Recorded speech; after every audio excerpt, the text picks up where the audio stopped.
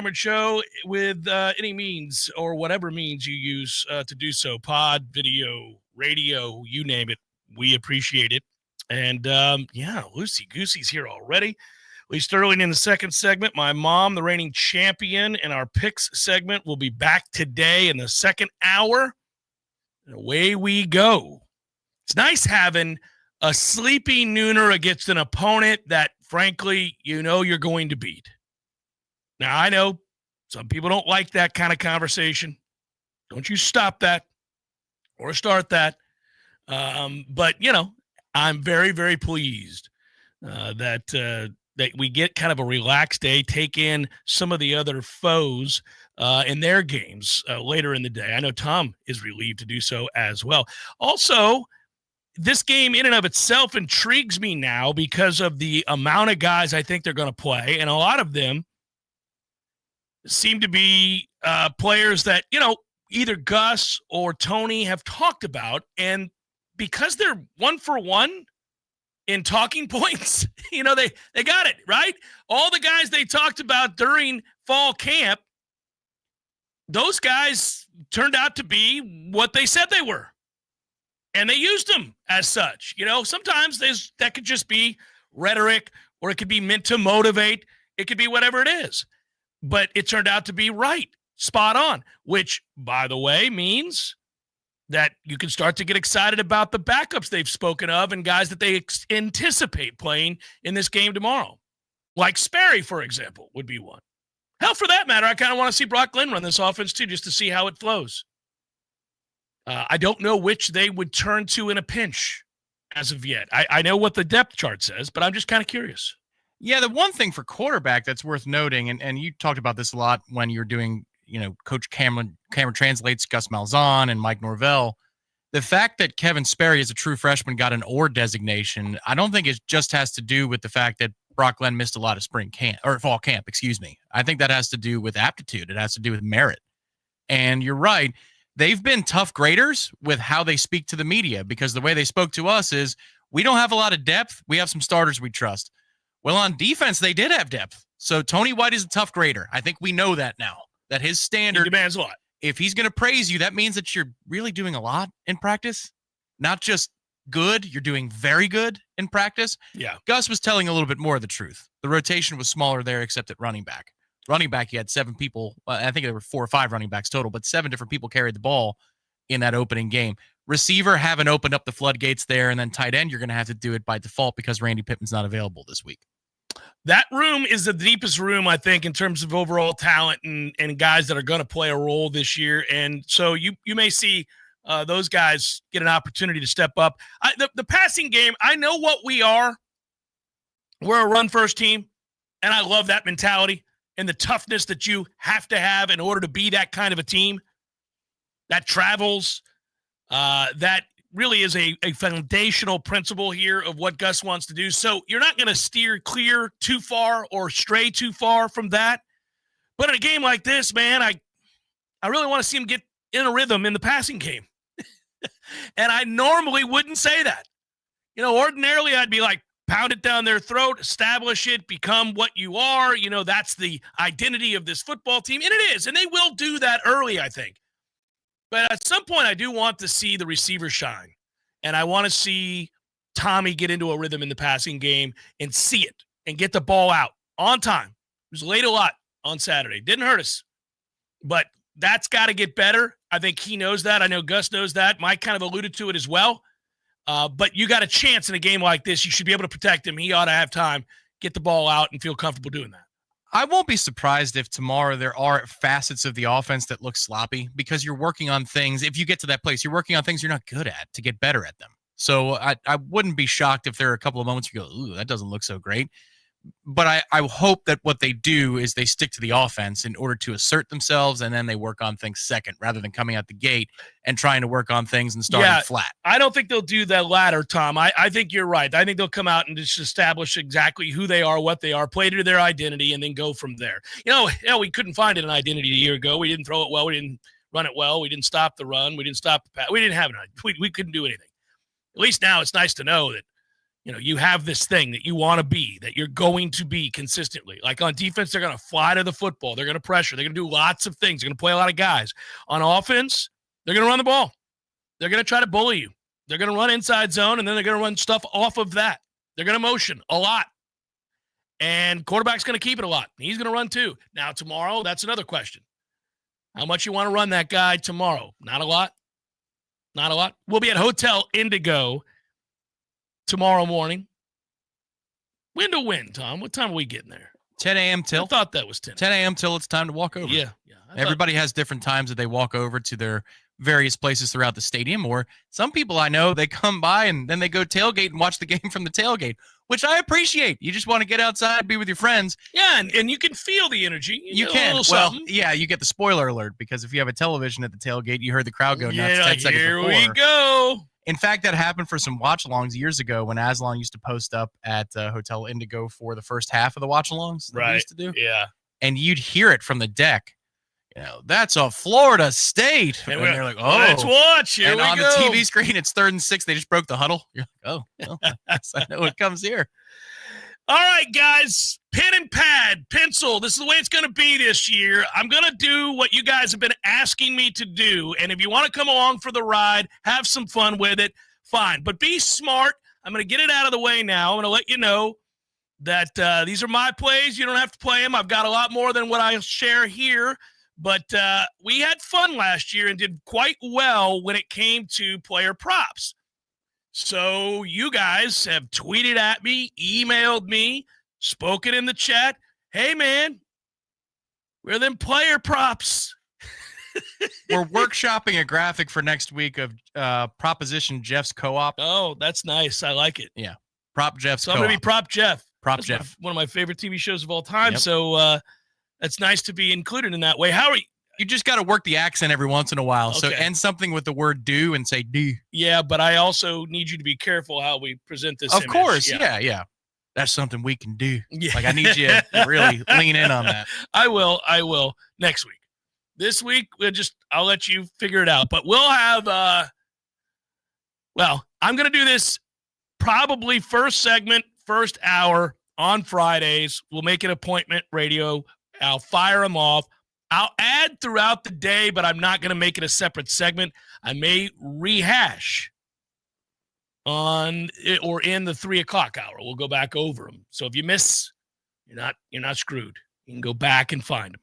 And I got to tell you, it's I'm a little nervous.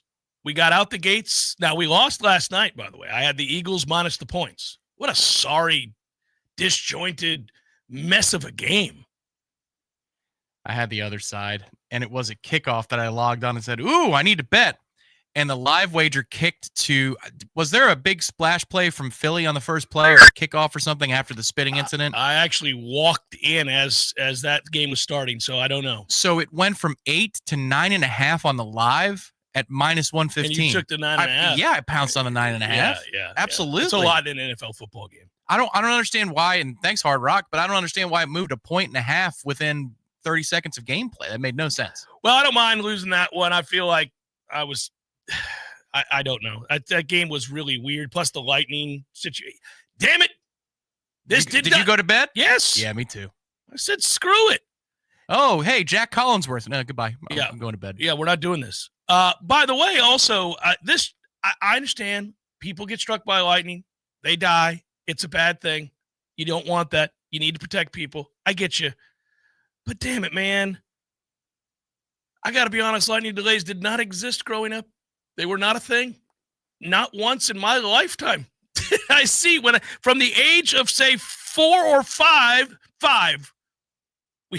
we come back from Europe where I was born in Holland, and from the time I could start to play sports and fall in love with sports, I paid close attention to football. So I'd say I was 5 or 6 years old. And Tom, I don't ever recall all the way through high school on into college. I don't ever recall a lightning delay. There's one every week. Every week now. There's 2 to 3 every week if you combine college and pros. To the point where it was a talking point for our opener last week. The weather report was not great. Ended up working out. It did work out. It just rained. It did not. Yeah. Went through 20 minutes of hell. Is that about what it was? Yeah, it wasn't. Yeah. And it was kind of refreshing. I got out of there just in time. I Did you? left at the timeout before Weinberg actually kicked it for the one that counted. Yeah, after Put us up we iced our 17-7. own kicker, yeah. I found a pedicab, and I was in my car within 8 minutes. Well, in these new and sizable concourses, it did not matter, Tom. I mean, the whole of the section I was in walked down into the concourse, and you know what? It was glorious. I mean, we had room. It was fine. If that had been the old stadium, I probably would have gone home because sitting down in those concourses wouldn't have really been doable. Would not have been a thing. I would have been, screw it. You would have been wedged up against one of those island vendors near the ramps. So anyhow, long story short there, that game was a bit of a disjointed mess last night. We started out Redemption Thursday with a loss because of it, but we're dancing. We got a lot of picks. We're betting in volume this week. We're all right. Now, I don't know if you have them, Tom, to post. I've added to them since. Okay. I've got them on the ticker from what you sent earlier. So I'm going to wave up the ticker right now for the visual audience. There you go, guys. Player props to think about this weekend. There. Look at that ticker. Look at you. I like it. I'll go through these. Baker Mayfield over 250 passing yards. We got that at plus 112. Daniel Jones over 200 passing yards. We got that at minus 111. Over on his pass rush yards combined over 230 at minus 110. We went with Achane to have a big, big day. Pass rush yards combined over 100 at minus 110. James Conner, feed the beast. Conner over 80 yards rushing. We got it plus 147. Alvin Kamara over 100 rush/receiving yards. Combo at plus 115. Let me tell you how that's going to go. He's going to be fairly bottled up for much of the game. The Saints are going to get down. They're going to trail. And here comes that backdoor garbage-ass completion to Alvin Kamara time and again. How many times have we watched Alvin Kamara hit a number he has no business hitting because the Saints are down 30 and they're just throwing the ball? Here's what I'm glad to see, that you can combine those for a prop bet, because that means that something that my league did at my suggestion 20 years ago is now a thing. Might now be a thing in proper fantasy football. Combine the scrimmage yards together. Yes. What are we doing? Correct. That's the impact on the game. That's why Warwick Dunn's value was Right. greater at running back than if he were just a runner. He caught the ball to the backfield. Marshall Faulk. Yes, if it's 56 rushing, 44 receiving, He that's had a 100 good- yards. yep. Give him the bonus. Give him the bonus. Give him the bonus. Well, now they'll have to give you the money, Martha. This is what happens. Alvin Kamara, combo yards over 100, plus 115. Brian Thomas with a big day for your Jags, everybody. The Butts going to throw it around the lot. Brian Thomas over 80 receiving yards at plus 101. That's nice. Drake London, this is a Tom Lang special. Went back and checked the numbers and saw that it wasn't just a feeling. He was right. The Bucs don't stop him. They won't again. Over 80 yards receiving at minus 112. Over 7 receptions at plus 115. That's gutsy on the second one. You like that one? That is gutsy. They're That gonna is throw 4th and 1 out of the gun. I'm Gutsy. doing it. Now, this one's not up on the ticker, but I'll throw you a few freebies. Nico Collins, 80-plus yards receiving, minus 118. Josh Downs, over 45.5 yards receiving, minus 112. Trey McBride, tight end, Arizona, 70-plus yards receiving, plus 109. I got more. I bet every one of those, and I'm betting 10 more. I'm a player prop Jesse. Proposition Jeff's co-op. We're going to have fun with it. But now listen. You just do what you want to do. I'm not suggesting to anybody that they go out and bet these games or these props. I want to make that abundantly clear. That is hilarious. You're just going to cycle through all the guys? No. It was a delayed thing. That's unfortunate. Can we go back to the Gus bus? Yeah, you want to see the Gus bus? Show everybody in our audience in the chat here the Gus bus. Look at Gus. That is hilarious.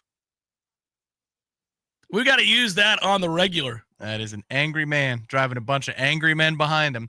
And I like the fact that they're wearing the old school helmet because he's an old school guy. Yeah, also, they did him not right, I should say. They did do him right. He's got a much thicker set of hair there that's not gray than he does in real life. But it's great. That is really well done.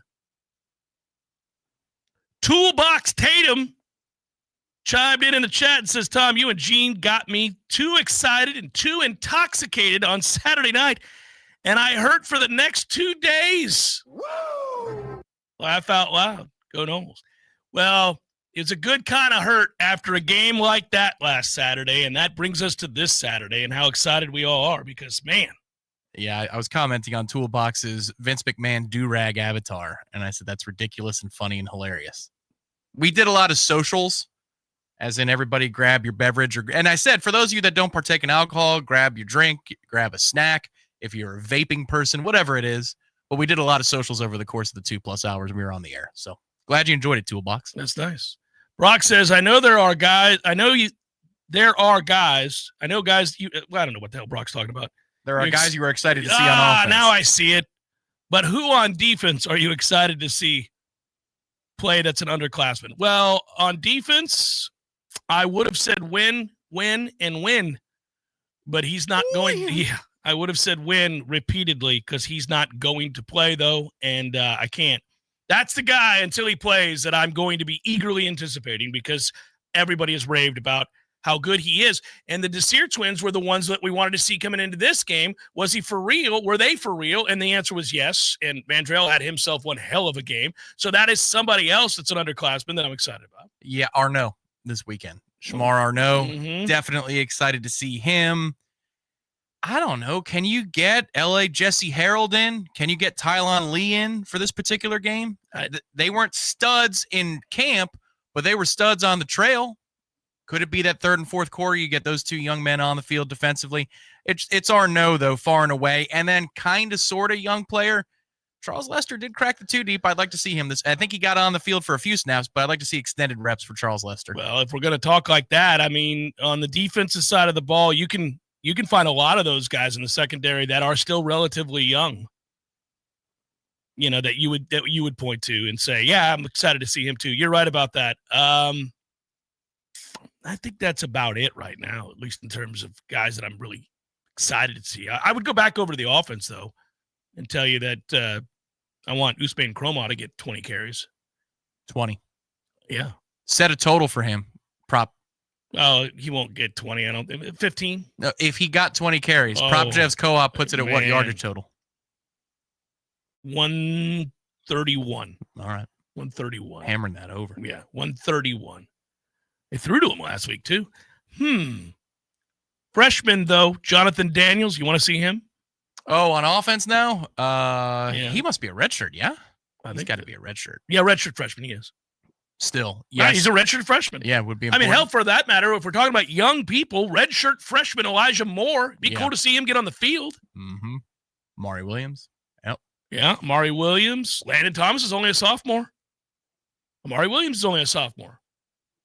I mean, they've got guys like that. Andre Otto is a redshirt sophomore, right?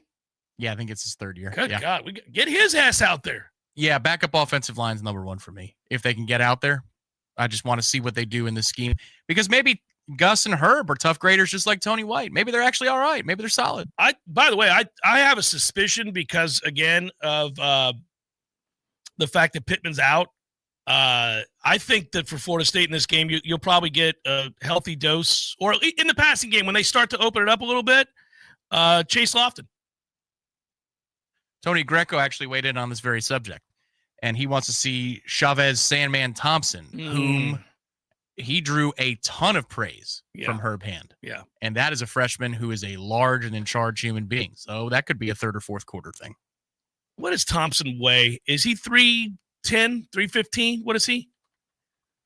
Because he did get a lot of praise, and it would be nice to see him. That's a good call, Tony. I think he's over 300 pounds, if I remember that back when we were looking at the rosters when he came out of high school. Coca. It was. I'm pulling up the actual FSU thing. Yeah. The SEO was not in touch, so I had to get creative. 311, 6'1", 311. Yeah, I remember him being a big guy. Yeah. There you go. Good job, Tony. All right, so Lee Sterling did not have a great week last week. Started poorly. We'll see if he can bounce back. In fact, he's set to join us. He'll do it next. Jeff Cameron Show 93.3, Real Talk Radio, Warchant TV. Roofing and construction services. T-Spark TSparkConstruction.com. We conquer all peaks. We fix those darn leaks. Call 850-766-1340. T-Spark Enterprises, roofing and construction services. T-Spark Construction. On a Libations Friday, we wouldn't. 133-1204. Games for Less, Tallahassee's largest selection of new and used games, as well as new and used consoles like Nintendo, Super Nintendo, Atari 2600, PS4, and PS5. You name it. Locally owned and operated since 1994, trade-ins are not only welcome, but Games for Less pays more for your trade-ins than the big chain stores. That's not all. Games for Less now buys and sells new and used vinyl records to boot. George loves the Beatles, by the way. Reserve all the new releases today at Games for Less, conveniently located in the Walmart Supercenter Plaza on Appalachia Parkway. Hey, no fans, our partner ISF Inc. is a national management and IT consulting firm located right here in Tallahassee, Florida, solving the future for state governments through strategy, process, and technology. As a trusted advisor for state governments, ISF knows the importance of defining a clear and detailed strategy. Our friends at ISF can help your organization create a strategy that sets you on a path to success. ISF, your vision plus our expertise brings your brilliant ideas to life. Visit ISF.com to learn more. ISF, solving the future. At Epps Decorating Center, we're your locally owned Benjamin Moore retailer. We're your store for quality with brilliant and durable paints in a variety of sheens and thousands of colors. We're your store for service with one-on-one advice for contractors and homeowners. We're your local experts, and we're here to help with all your painting projects. Benjamin Moore, available at Epps Decorating Center with 2 locations in Tallahassee. Find a store near you and visit EppsDecorating.com. That's EppsDecorating.com.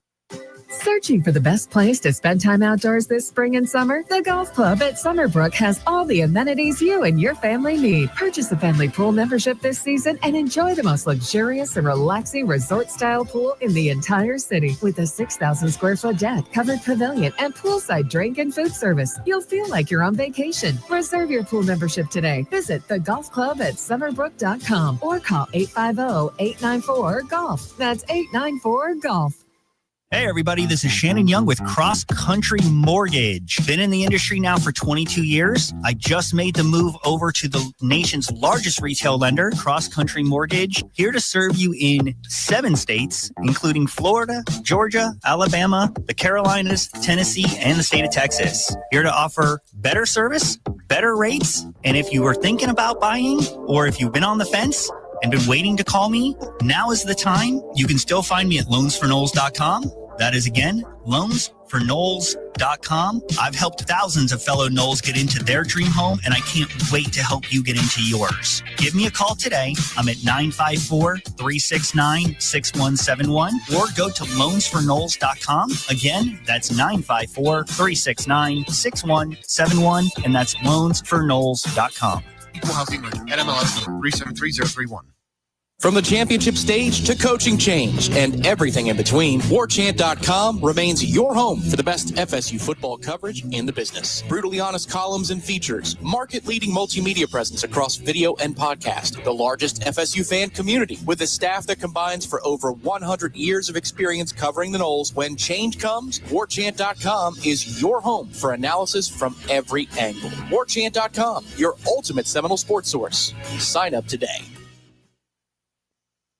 The Jeff Cameron Show is a production of the Warchant.com Multimedia Network. Check out Warchant.com today for the latest news inside Florida State athletics. That's Warchant.com. Now, back to Jeff on Real Talk 93.3. And, of course, on a Libations Friday, we wouldn't be doing it right if we didn't bring in my good man, Lee Sterling. Paramount Sports joins us every Friday. We got picks, baby. Let's get to it. Lee joins us now. There he is with a proper setup with the two. I really am going to hit you up on the helmet guy. I gotta redo my thing behind me, and I'm gonna get a couple helmets. I love them; those look good. Ole Miss, Kentucky leading the way. Lee, I don't know how you're gonna pick this game. We don't talk beforehand. Normally, I'd be kind of excited. I feel like Ole Miss is gonna cover this number, and it's a big number. Am I wrong? I'm not giving this game out to my clients. Okay, but I will say this: we're either gonna see a tight game. We're not gonna see like a 14, 17 point win, or Ole Miss is going to boat race them. Like, do you remember Ole Miss's game last year against Arkansas? Yeah. I mean, I think they scored high 50s to mid 60s in that game. They could have scored 90. Yeah. So Kentucky is not very good. But I have a sneaking suspicion. And if you remember last year's game, Ole Miss scored the first drive, led 7-0, and then Kentucky took the air out of the ball, ran the ball, played good defense. 15.5-point underdog, stunning upset. Home favorite. How good is Kentucky? This is where Stoops does his best work. 7-3 against the spread. Last 6 years as a home underdog. The last 4 games have been decided by 3-3, 1 in overtime, and 3 points. I think Austin Simmons. What do you think? You think he's eventually an NFL quarterback? Probably, yeah. I would lean that way, yeah. Really talented. I don't know if you heard his story. You know, he's already graduated college. I did not know that. Already graduated college. He's a true sophomore. He's he's a pitcher on the baseball team. I think he throws high 90s. So he might have a career either way. Really talented, but I was watching their game. He can't read defenses. Cannot do it. Both interceptions misread the coverage totally. So I think if Kentucky's smart, they show him looks, you know, do the Ed Reed. Show one thing, have a completely different coverage. Now, I think they're really talented, and they boat raced Georgia State last week, held Georgia State to 7 points, but Georgia State is horrible. I mean, Georgia State's so bad, they went to the transfer portal on Monday and picked up TJ Finley, the quarterback who started at, I think, Auburn, started LSU, went to Auburn, Texas State, where he had a good year, and then Western Kentucky last year. They're that desperate. But they actually ran the ball for 5.5 yards per carry on this Ole Miss team. So some of the defensive linemen just take chances. Wherever they think the ball's going to be, they go for it instead of staying in their lanes. I think Ole Miss is going to escape 28-24, but it would not shock me if they boat race Kentucky. They boat race Kentucky. Stoops is probably going to be out soon. Hence the reason you're not giving the game to your clients. Illinois -3 against Duke in a sneaky, really good game. Yes. Like this. For football people who, love football, you're tuning in to Illinois Duke, believe it or not, because I think this is kind of a slobber knocker. I looked at the schedule this week, and I'm like, wow, first glance, not great. And then you look closer into games like SMU, Baylor. There's some really good games out there. That's right, yeah. This is one of them here. Public loves his Tulane transfer quarterback for Duke, Darian Mensah. Really good. And they got the right guy. He threw for 389 yards last week, but it was tight for a while against Elon. I think the problem is they just don't have a running attack. And you can't sit there and sling it all game long. Illinois is really strong on the offensive and defensive lines. In fact, they return 19 out of 22 starters here. They won the last 4 games of the regular season last year. They beat South Carolina in a bowl in their first game last week. They ran for almost 6 yards a carry and held, I think Western Illinois isn't great, but held them to 1 yard per carry here. I think Illinois is going to control both lines of scrimmage here, and I think they're a very underappreciated, underrated team here in a power conference. It wouldn't shock me here if they're playing in the Big Ten championship game. Wow. Give me Illinois, 27-17. Yeah, good game. Speaking of which, we both talked about it. I really like how hard USF plays. I like some of their players. I like their coach a lot. It's a big ask to beat Florida, hence their 17.5-point underdogs. Do they keep this close, or does Florida wear them down and eventually wear them out? I think they're begging you with this line.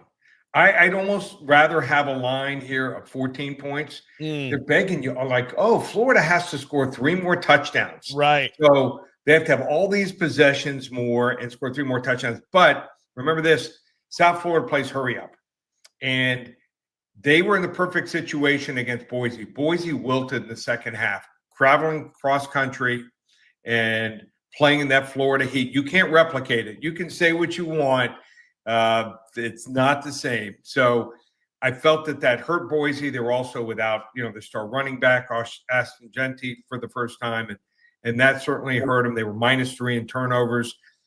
Byron Brown is a dog. This kid plays hard, but they showed everything they had in that game. And I don't think they're afraid of him throwing the football. I don't know if maybe one of the two guys, the running backs and all the receivers would even make the two deep.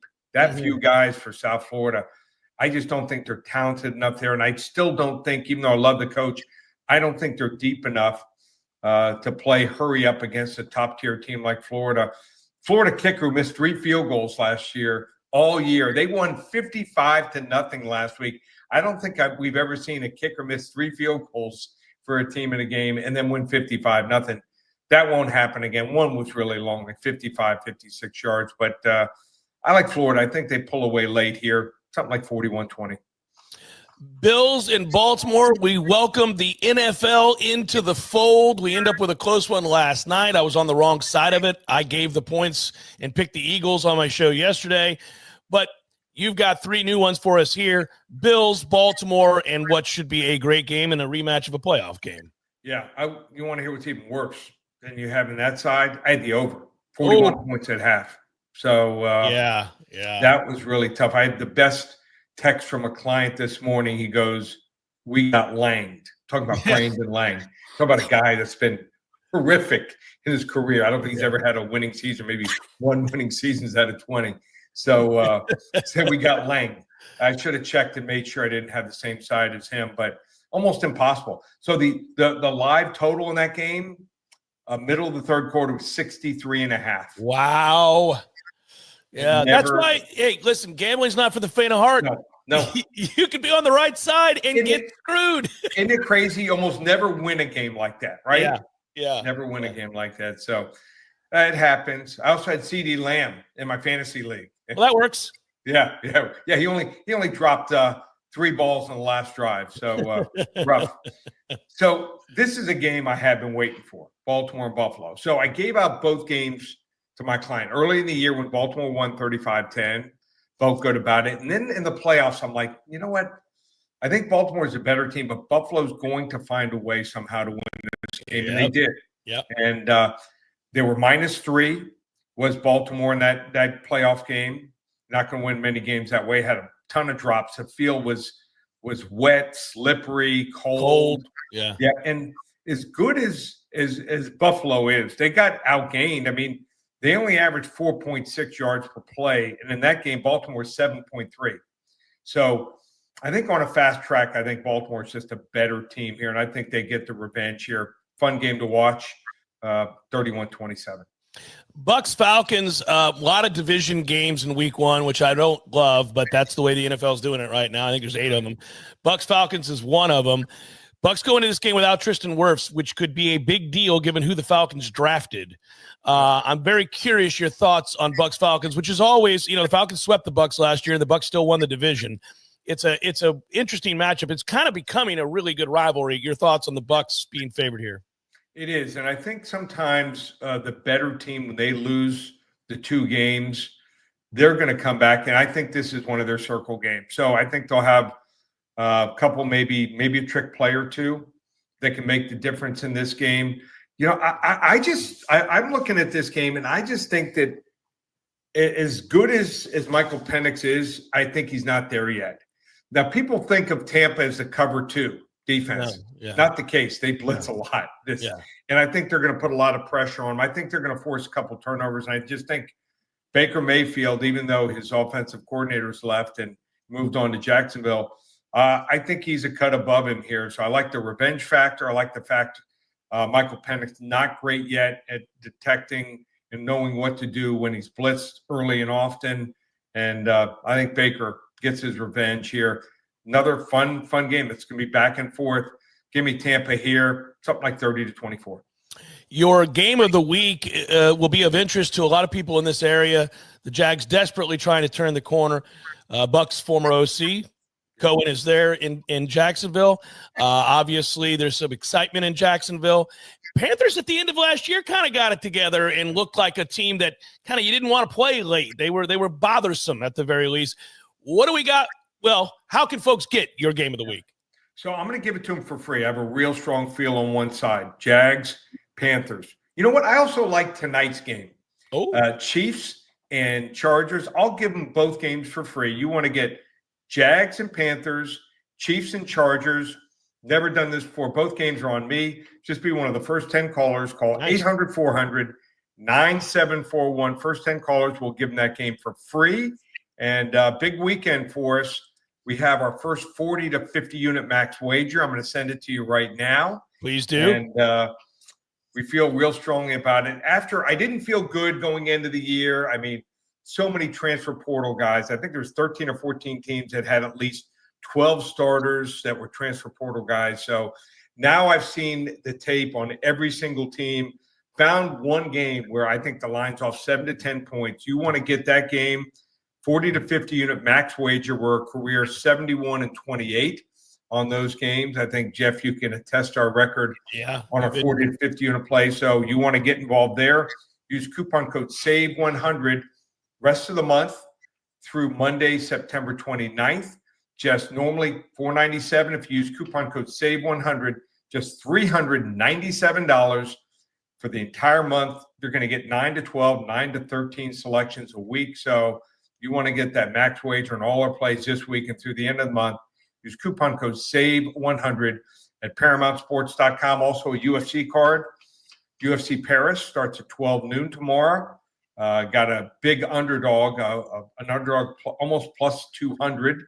5 of the last 6 cards we've hit on huge underdogs, plus 150 to plus 500, and won 11 of the last 14 cards. 5 selections, $35 in the UFC. So check it all out. Just one place, ParamountSports.com. Always a pleasure, Lee. Enjoy the weekend, buddy. Enjoy the football. I'll talk to you soon. See you, bud. Take care. Take care. Lee Sterling, Paramount Sports, joins us every Friday. Got his picks. We'll go back over those and take the time to react to those picks. Ole Miss, Kentucky, Illinois, Duke, Florida, USF, Bills, and Baltimore. Should be a fun game. I think he's right on with that one. Bucks, Falcons, I hope he's right on. Chef Cameron Show 93.3, Real Talk Radio, Warchant TV. Your local news now.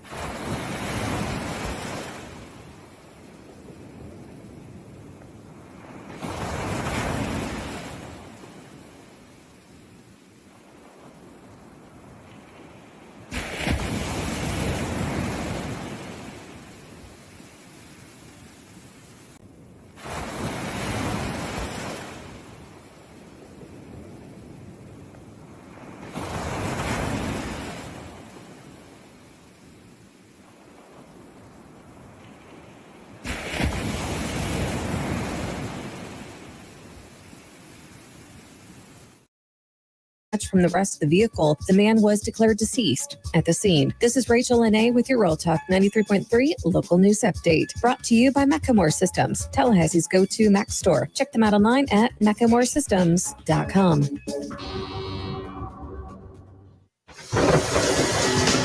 This is meteorologist Paul Trombley with your Real Talk 93.3 weather update. Bright sunshine expected this afternoon with daytime highs approaching 94. Winds out of the east, 5 to 10 miles per hour. Clear skies again tonight. Lows dip down to about 72. Highs around 94 tomorrow. A blend of clouds and sun. Mid-90s Sunday, upper 80s by Monday. This report is brought to you by The Lawn Johns. For all your landscaping and lawn care needs, visit thelawnjohns.com. Right now, 91. Some men follow the crowd. Others take the long way, the wayward way. At thewaywardgent.com, we've curated the gear, gadgets, and grit every respectable man needs. From the fairway to the fire pit, we've identified the top-rated Amazon finds, so you don't have to. No fluff, just the good stuff. Visit thewaywardgent.com for the man who's not afraid to live a little off course. Thewaywardgent.com.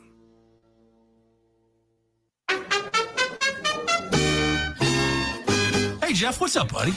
I was just thinking, they never tell you that when you grow up, one of the things that you'll miss are the games that you created with your friends in the neighborhood. Wow, good days. So I would have my buddy come over, and then we'd make up these games that were kind of like a hodgepodge of every game that you've ever played. Kind of like the bikes we built. Correct, yes.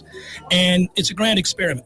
In the beginning, nobody knows how to play the game, and you argue about what the rules are going to be. And in the end, everybody knows how to play the game. By the end of that summer, you know the rules, the neighborhood know the rules, and you play that game like it's the greatest game ever played. But they still try to break the rules, right?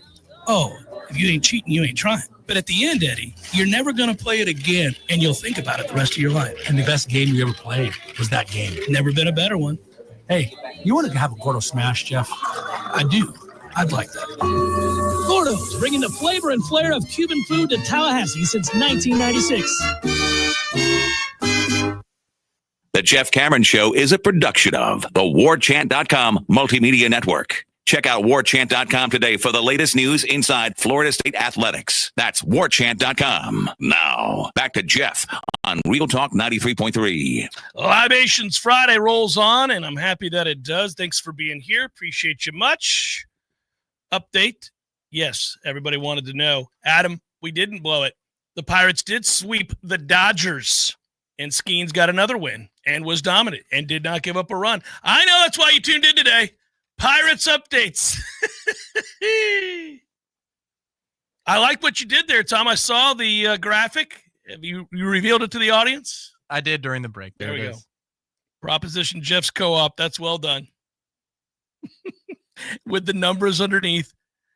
I've added to the ledger, but I'm not going to go through all of them. But when we get to the 3 o'clock hour, I'll go back over. Maybe I'll sprinkle in some others. I think that's the way I'm going to present it. So you have the board every week on Thursdays, but then you have the ticker with the co-op on Fridays. I think it's got its own feel to it. I like this. All right. I like it.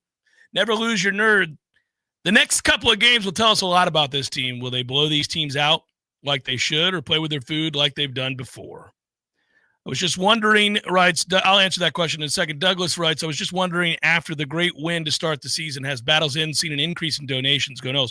I can tell you that on Saturday, Douglas, and thank you very much for the contributions. That's kind. The spike on Saturday was significant. They did well Saturday. Like any organization that's involved in, in some capacity, either fundraising, raising money, advertising, public relations, radio shows. It's wise to strike while the iron is hot. They did. I know that because I got an email as a member of the Battles Inn, and not just a text from Ingram as a friend of Ingram and others in the Battles Inn. But I got I got an email that said, hey, if you're drunk and happy, send in $10 to the Battles Inn. Did it say that? Yeah, something like that. Yeah, it was great. And I think they raised a good bit of money because a lot of people were drunk and happy, and they hit the donate button. All right. That's smart. To the point. Well, good players. Good players cost money. That's where we're at. Next couple of games will tell us a lot about this team. That's what I read earlier. Never lose your nerd. I don't know about a lot. It will tell us something about the team, and we'll be able to draw some conclusions. I do think they'll likely the key is, how does it look? Are you working on something? Right. That comes down from the coaches, and that's different than effort. That's very different. If you're trying to put guys in situations, you're calling the game. You guys have heard me talk about this. Touring pros on the PGA that their card is secured and they're out there big game hunting, meaning for majors. Sometimes the lesser tournaments, especially if the layout's right, they will work on shot shapes for the next major. Shots they're going to have to hit at Augusta. Shots they're going to have to hit wherever the U.S. Open is that year. If they get a similar course, and these are the bigwigs. These aren't guys worried about making money because they've got millions upon millions in the bank. These aren't guys worried about keeping their card because they've got victories on tour. They're not going to lose their card. Their status is secured.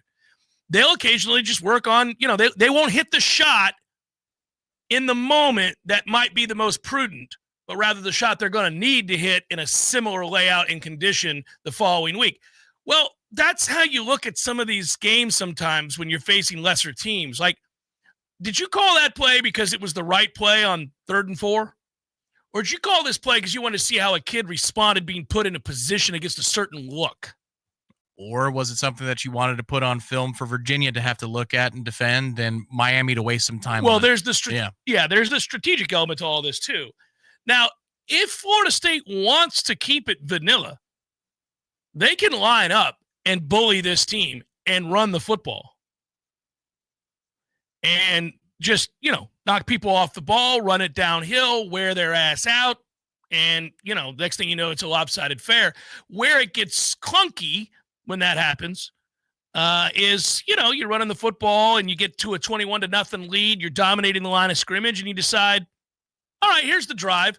Let's see how so-and-so looks here. And I'm going to call it like it's a 2-minute offense and I want us to run this, and this, and let's see how we do against it. And you're working on something. And the next thing you know, it's a 3-and-out because it's disjointed. It's not an element of your game that you're very good at, which is why you're working on it, which is what Tom alluded to earlier.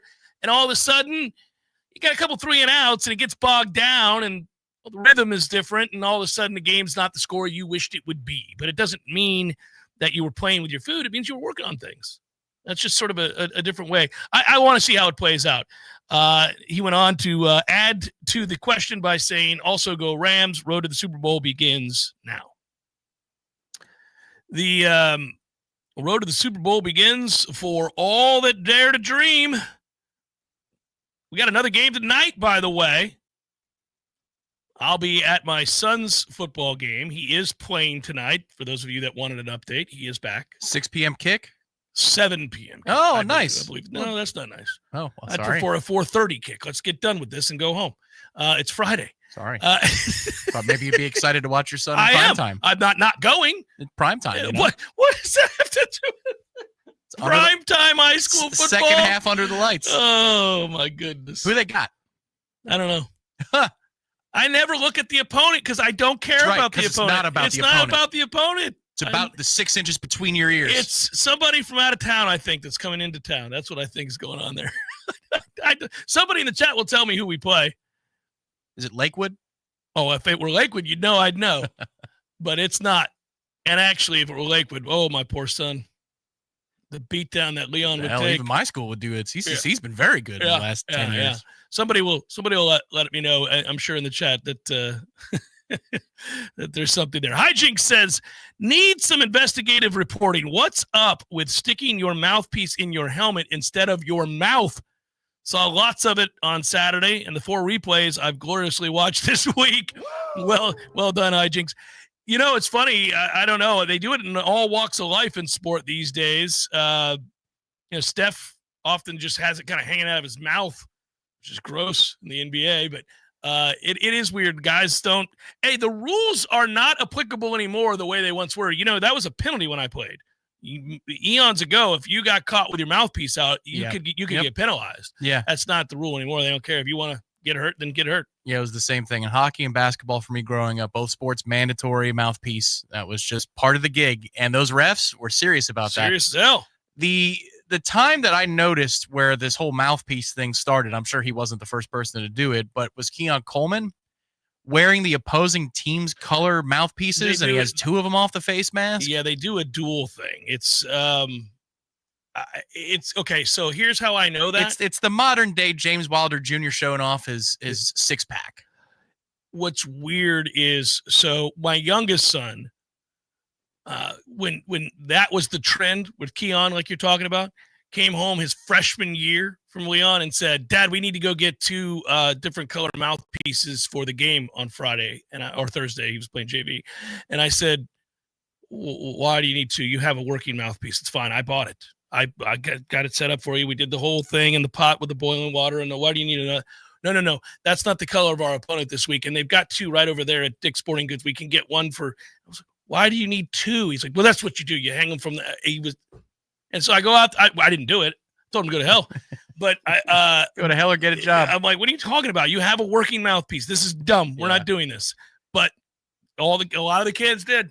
So my parents, my whole basketball team in middle school got the same mouthpiece. It was so awesome, right? Because you care about these things as kids. It was black and white with a swoop design in the middle of it. It looked really, really cool. They left it in the pot too long when you boil it to soften it up. So mine looked like a Rorschach test, and everybody's else looked proper. And they didn't get me a new one. It was sad. It's funny. I will just tell you. Oh, we're playing. My mom jumped in and said that we're playing Jefferson County. Okay, I didn't know. But yeah, thanks, Mom. Thank you, champ. Your appearance is not till later, Mom. I'll just say Bryce is the opposite of his brother in the sense that he doesn't wear gloves. He doesn't care anything about the aesthetics or whatever. Whereas Clark wanted all of the flash you could give him. He wanted the towel. He wanted the half cut. He wanted the back plate. He wanted everything. I think that started around my generation. The back plate? No, or they look at me? The look at me receiver gloves was the beginning. Oh, yeah. Because remember the first set of gloves? I didn't want these. They were ugly. They looked like gardener's gloves. Yeah. They were bluish gray, and everybody had the same color. And then it changed eventually to where the logos were on the palms of the hand and all that kind of stuff. It's considerably easier, although the level of athleticism is greater, but it's considerably easier to catch the football in modern football because the rules governing these gloves are seemingly null and void. It was a big help. I remember the first time I put them on. Jesus, yeah. You can't drop the ball with some of these gloves. It's hard. That's why you see these catches that you're like, well, who in the world? How? It's back in the day, he wouldn't be catching that football, but it's crazy. Hour number 2 forthcoming. My mom, the champ from picking a year ago, will be back with us in that hour. Jeff Cameron Show, 93.3 Real Talk Radio, Warchant TV.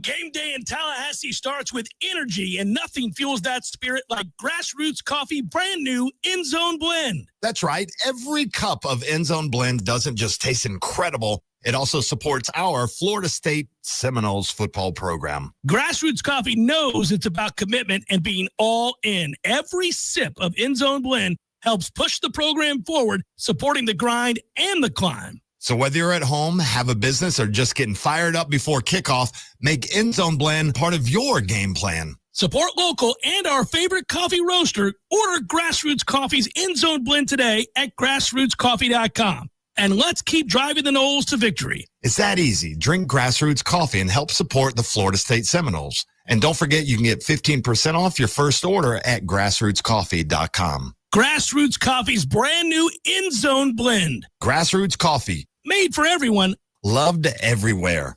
For most families, your home is your biggest investment. That's why Joel Higgins built ACL Home Inspections, providing you thorough, precise, and efficient information with same-day, easy-to-read digital reports. Probably one of the most common things that we find is a water heater drain line. It's meant to be plumbed a certain way, and a lot of the times in a retrofit situation where they replace the water heater is a different size. Lots of times they'll say, I had no idea, and it's the home that they live in, and they walk past these things every day. They're not even aware that it's a danger, much less that it's even there. Protect your family's biggest investment. Call ACL. Having your HVAC system operating properly is probably the biggest thing for high temperature events. So I always recommend a service agreement with a local HVAC company that will come twice a year and clean and service your HVAC system, and they can spot problems. Call today, 850-312-8919. The weather is unpredictable and can cause issues around your home. Weston Trawick provides commercial, residential, and industrial electrical wiring services, yearly inspections on fire alarms, portable generator sales, and so much more. With 24/7 emergency service and repair, Weston Trawick will be your calm in the storm. Give them a call at 514-0003. Weston Trawick, professional electrical services day or night. Visit online at westontrawick.com. Tired of watching baseball score updates on your phone? Get off the bench and head to the CP. The Corner Pocket Bar and Grill is your home for all MLB games in-state or nationwide. Enjoy the coldest drinks, Tallahassee's best wings, and watch your team in crystal clear comfort. And if you'd like to compete, come by Tuesday nights for CP Trivia and Thursday nights for Beer Bingo, where you can walk home with cold, hard cash. The Corner Pocket Bar and Grill, 2475 Appalachie Parkway. Tallahassee loves the Corner Pocket. Coming up next, more of the Jeff Cameron Show. Live and local on Real Talk 93.3. WVFT, Greta, Tallahassee. Your Sports Flash update on Real Talk 93.3 in Tallahassee. Florida State football continuing their season opening 3-game homestand. They are going to play host to East Texas A&M coming up on Saturday. This is going to be the first time ever that these two teams have played against each other. Florida football, they are going to play host to South Florida coming up on Saturday. Fourth ever meeting between these two schools. and the Gators are 3-0 all time in the series. Also on Saturday, Central Florida, they've got a game against North Carolina A&T, and Miami is going to play host to Bethune-Cookman. The NFL schedule coming up on Sunday, the Jacksonville Jaguars will play host to Carolina. The Buccaneers visit the Falcons, and the Dolphins have a game against the Colts. This Sports Flash is presented by Progressive. Bundle auto and home, renters, or condo insurance and save with Progressive. I'm Matt Pauley on Real Talk 93.3. That leaf pile is 100 feet tall. Your dad can't handle this. Not without the right equipment. Yard work piling up? Gear up for fall with John Deere. Get $750 off select mowers, $2,000 off select Gator UVs, and $3,000 off select compact tractors. Did I hear your dad got a John Deere? Yep, bad day to be a leaf pile. Gear up for fall at an authorized John Deere dealer now through September 30th. Learn more at johndeere.com/gearupforfall. This weekend, Kohl's is giving away millions in Kohl's Cash in Store. It's like you're getting free shopping money. At least that's what I tell my husband. Yep, you're just making smart financial decisions, one trendy sweater at a time. Plus, all month, enter our online sweepstakes at Kohl's.com for a chance to win $200 Kohl's Cash. Some exclusions apply while supplies last. Giveaway ends September 7th. Sweepstakes ends September 30th, 2025. No purchase necessary. 20 winners per day. Limit one prize per person for entire sweepstakes. See Kohl's.com for official rules and details. Hey, let me tell you about my friends at Tried and True Consulting, a Seminole-owned business that specializes in payments and business solutions. Tried and True's core expertise includes card, ACH, point of sale, mobile, e-commerce, and hosted payment solutions. Tried and True will help you reduce costs and increase your bottom line. That always sounds nice. Whether you're a retailer, restaurant, licensed professional, or service industry, Tried and True is saving you money. Tried and True's expertise extends to payroll, video menu ad boards, IT services, web design, and social media. It's time to make one call and tell the competition to take it on down the road. Call Don or Joe today at 844-464-6653. That's 844-464-6653. When you do business with Tried and True, they contribute 10% of the net revenue to the battle's end. So go Tried and True today. Call 844-464-6653. Feeling sluggish?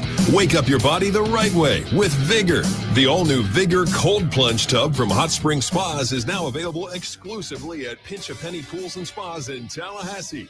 Boost circulation, reduce inflammation, sharpen your focus, and more. Elite athletes do it daily, and now you can too. Experience the power of cold therapy in your own home. Come see the Vigor Cold Plunge, available only at Pinch a Penny on Capitol Circle Northeast and Greer Road. Love to compete on the dartboard? Then it's time to head to the CP. The Corner Pocket Bar and Grill is Tallahassee's premier dart bar, featuring steel tip boards and soft tip internet play. The Corner Pocket hosts leagues and tournaments regularly. Just check out their social media to find a time that works for you. And in between games, grab a pint and a bite in the cool AC, or enjoy yourself outside on the deck. Whether you want to catch a game or start one of your own, the place to be is the Corner Pocket Bar and Grill, 2475 Appalachie Parkway. Tallahassee loves the Corner Pocket.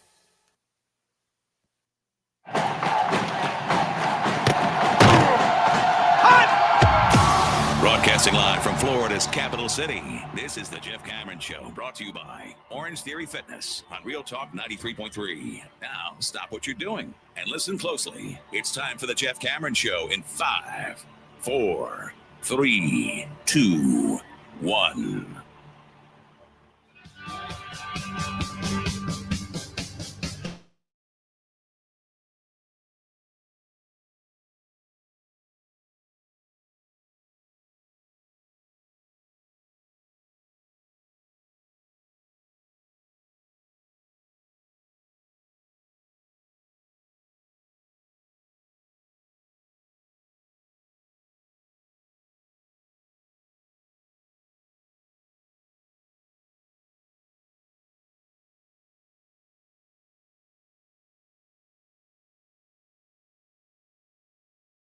Loosey-goosey, laid-back, conversational. Hey, that's what we do on Libations Fridays. And Libations Friday, not Fridays, from Shawshank Redemption, huh? Nicely played, Life Spectator.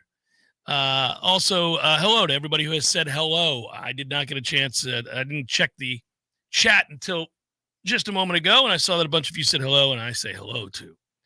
Yeah, CeeDee Lamb with the 3 drops last night, or 4, I think in total. That was I said it's easier to catch in today's NFL. I don't know. He doesn't agree. That was a tough day at the office. Also, I've always said this, and they won't do it. I will be curious to see what they do. But you can't have, in no situation ever, can you spit on somebody. Jalen Carter decided to do so a play into the game and got the boot. There are a lot of things players get fined for that I think are stupid. You know, like there was record number of fines a couple of years ago for certain types of hits. You see the uniform police are hardcore.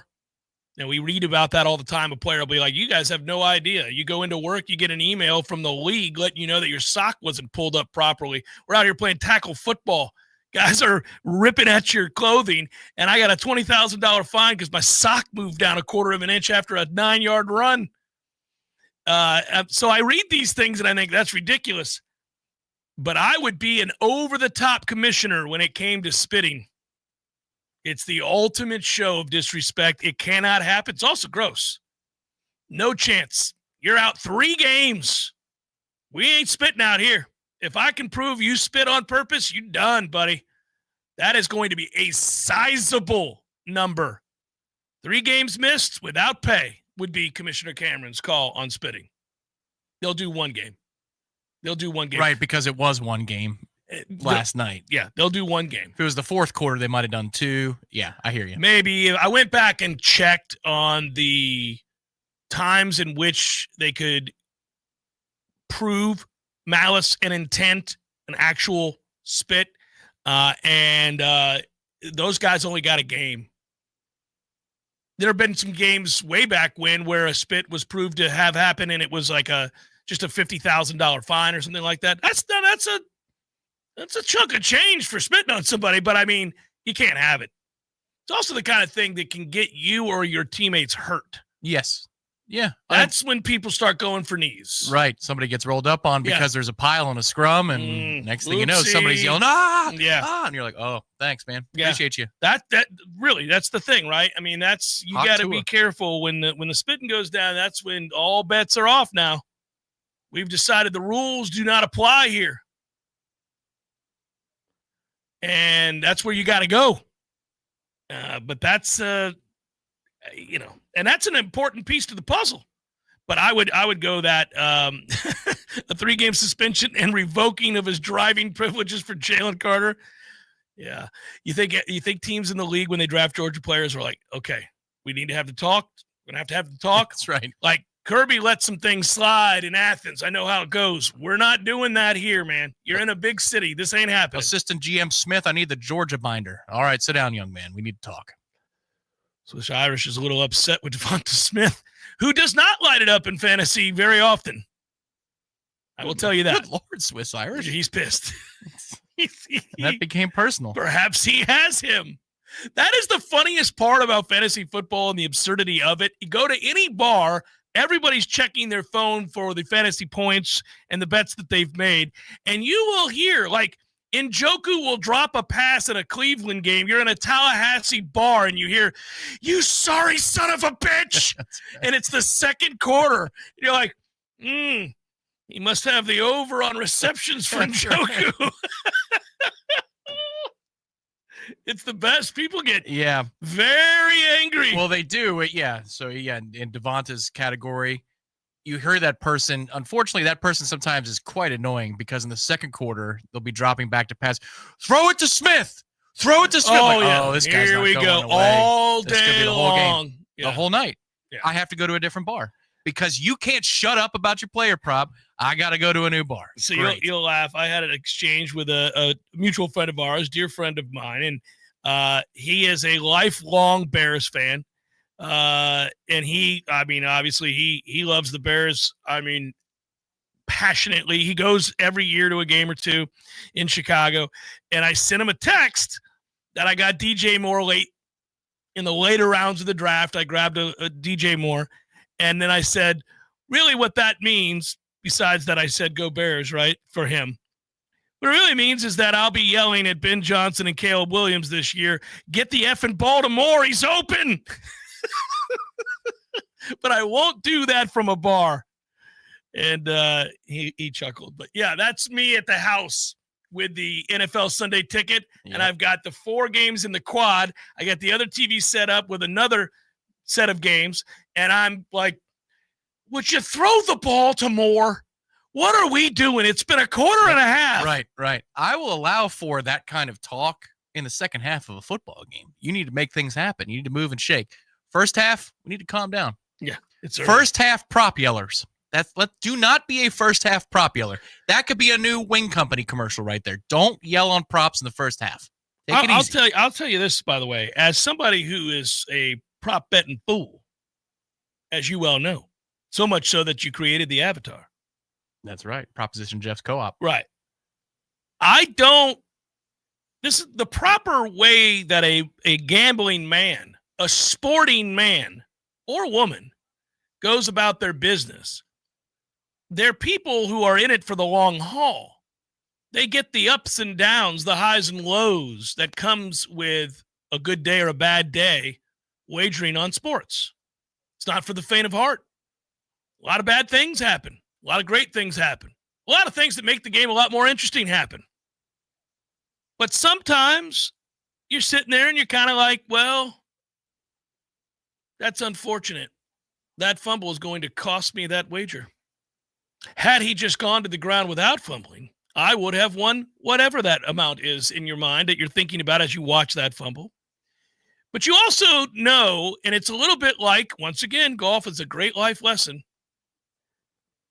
Lest you forget the time the tree threw you back out to the middle of the fairway when you sliced the bejesus out of the drive. This bad lie will be offset by some incredible good fortune. You'll just forget the good fortune and you'll bitch about the bad lie. That's the same that holds with gambling. Yep. When you lose and it's a backdoor cover or loss, let's say, for your opponent or whatever it might be, you have to say, well, remember that time Dwayne Bankin dunked the ball with 1 second to play and I got the over? That's right. I do. I know you do. I sprinted through the 7th hill. Yes, you did. People were confused. You're like, did that count? Like, yes. Well, in those days, $20 mattered a lot more. Yeah. Well, it was just funny because I remember you had the bet, and I watch him go up and dunk, and I go, he's going to dunk it? And I was like looking at the clock. I also was there the day that the greatest single game in fantasy football history had to happen for Tom to lose.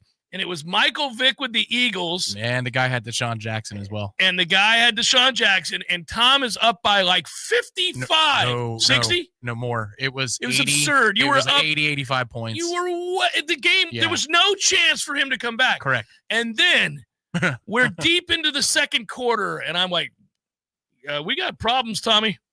He's on the cusp of a performance for the ages. They're not getting to him, and he's just slinging it. Yes, and to make matters worse, it's an inside joke, but the game of life. You got me in the game of life in that particular that's night, right. too. I got you in that, too. It was a fake one. It was a rope-a-dope game of life. It wasn't even real, but you guys tricked me because you moved my beer off of the table. Yeah. And you said you didn't mark it. And I looked, yes, I did. Yes, I did. What? Well, you didn't. When I went to the bathroom, you guys pulled the Indiana Jones. You're like, I'm sure I was getting roasted from all sides. But the fact that every pass, man, it was just I think that was Tirico Gruden days on Monday Night Football. And you were just like, this is unbelievable. He throws it deep again. He's open again. And Deshaun Jackson scores. Well, and at that point, I'm like, he's going to throw for 4 bills. You're going to get smoked in this thing. I think I ended up losing by 60. Like I was up by 80 and I lost by 60. Well, at some point it just becomes funny. Yeah. Now then you're just like, okay, so are we going to throw for 500, run for 150, and throw for 4 touchdowns to boot? What are we doing here? Yeah, it was a crazy, crazy night, and I still laugh about it. I just remember also texting you where I got the good fortune of a field goal kicked that they iced twice, and he missed on both of the timeouts. And then he made the third. Wasn't that the Memphis? That was the Wake game? Yeah, that was Mike versus Wake. Yeah. But then there was the other one, which was we had the watch party in the north side of town, and the meaningless sack fumble recovery. It was a Broncos game. I think it was Broncos Chargers. Yeah. Switched and won me, and it put me in the playoffs. Yeah. For fantasy. That's what I mean. You have to remember those moments where you're like, I'm the annoying guy on the golf course too, that when the good bounce happens, I say, gotta remember it. Gotta remember it. Thank you, golf gods. You're really telling yourself that. Yes. Because you know there's going to be a moment where you're aggravated, where you got a bad bounce, you're behind a tree, you actually hit a great shot, and just golf being golf, it's outdoors, things can happen. And but you're just telling yourself to remember the good fortune on a few of those others. I say it loud to preach, though. I probably need to stop that. I chuckle every time you say it. Well, hey, the golf gods, because a lot of times we spiral. We all do. I do. I had a rage fit on the golf course a month ago for the first time in forever. I don't think I've ever seen you have a rage fit on the golf course. Yeah. And not since I threw my club with my dad and it almost got stuck in the tree. He's like, that will be the last time that happens. Yeah. No, it's because I lost it in plain sight. The golf ball was just gone and I had to drop and hit 4. And I was not happy about that. That's some nonsense though, man. Because in a professional event, they find it because they're marshals, and also it's all tramped down so they can, Yeah. That's ergo the fit. Yeah, well, you just have to you gotta chuckle. You gotta wear it. Well, I had a good number going. And it's gone. I do like that Hog Watcher point out to you, Lizzie, is like, well, yeah, no, I say it to be annoying. I do it to preach a little bit. I need to knock that off. Oh, that's funny. Pinch a Penny Pools and Spas has everything you need for pool maintenance, chemicals, cleaners, pumps, vacuums, nets, covers, you name it, they've got it. When I'm done telling you about Pinch a Penny, I want to tell you about something else, and it's not an advertisement. It's not for you to go buy spas or cold plunge tubs from my friends at Pinch a Penny. It's not to look at that beautiful otter. It is the cute otter, I should say. It's not any of those things. Although, if you do want a new cold plunge tub, they've got them at the Pinch a Penny Pools and Spas. They've got it off of Greer Road. The hot tubs, the warehouse is amazing. No, what I want to tell you about is Quarterback Club is Tuesday, and that dinner, you can buy a ticket right now. I would strongly recommend that you do so. Danny Cannell will be in town. We're looking to have Danny on the show. I believe we will. Not sure yet. He's traveling soon, but we reached out, and Danny, I've had Danny on many times. We'll have him on again. He'll swing by here, and then, of course, he's going to speak at the Quarterback Club. But an added bonus, in addition to Danny Cannell coming to town to talk to the Tallahassee Quarterback Club, Gus Malzahn will be there as well. There he is. Gus Bus is in full effect on the screen. If you can't see that, it's a hilarious cartoon image of Gus driving angry football players. And he, too, is angry. On his way to the game. He'll be on his way over to the Tallahassee Quarterback Club, where he, too, will give an update on Florida State. So that's a good – flash your best up there. It's all-time good.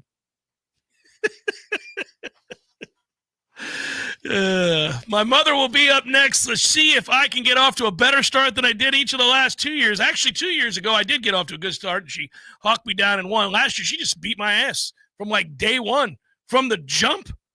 It's kind of like the Bama game. It was, yeah. Grand opening, grand closing. Not this time. She's a little older now, Tom. I got to take advantage of her. Oh, damn. I got to take advantage of her, you know? Right. Maybe the faculties aren't all there. I'm not giving her any reminders either. I promise you the faculties are there when I make this phone call and she starts talking junk and she says, did he just say that? Yeah, that's between you and your son. She probably couldn't hear it either. You know, there's just a lot going on. Mercy. It's Jeff Cameron Show, 93.3 Real Talk Radio, Warchant TV.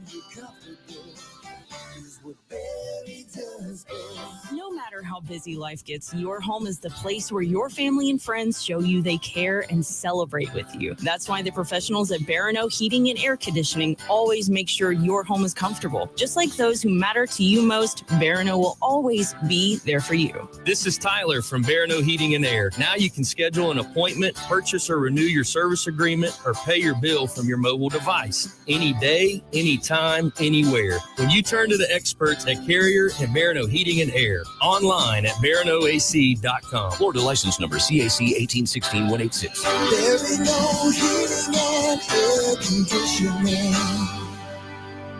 Hey, no fans, our partner ISF Inc. is a national management and IT consulting firm located right here in Tallahassee, Florida, solving the future for state governments through strategy, process, and technology. As a trusted advisor for state governments, ISF knows the importance of defining a clear and detailed strategy. Our friends at ISF can help your organization create a strategy that sets you on a path to success. ISF, your vision plus our expertise brings your brilliant ideas to life. Visit ISF.com to learn more. ISF, solving the future. Hey everybody, this is Shannon Young with Cross Country Mortgage. Been in the industry now for 22 years. I just made the move over to the nation's largest retail lender, Cross Country Mortgage, here to serve you in 7 states, including Florida, Georgia, Alabama, the Carolinas, Tennessee, and the state of Texas. Here to offer better service, better rates, and if you were thinking about buying or if you've been on the fence and been waiting to call me, now is the time. You can still find me at loansforknowles.com.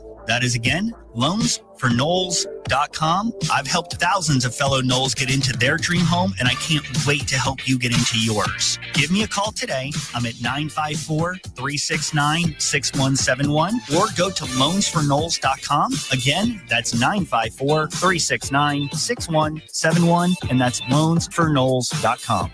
Equal housing lender, NMLS number 373031.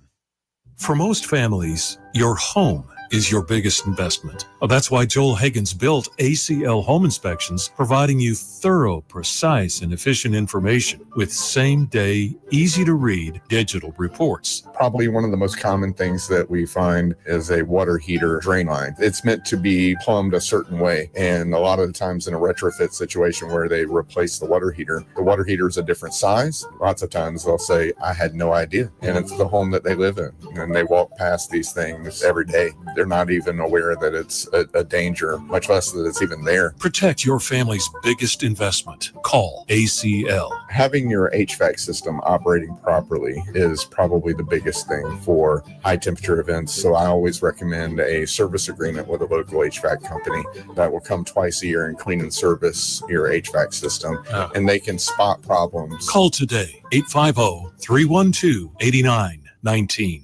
From the championship stage to coaching change and everything in between, Warchant.com remains your home for the best FSU football coverage in the business. Brutally honest columns and features, market-leading multimedia presence across video and podcast, the largest FSU fan community with a staff that combines for over 100 years of experience covering the Noles. When change comes, Warchant.com is your home for analysis from every angle. Warchant.com, your ultimate Seminole sports source. Sign up today.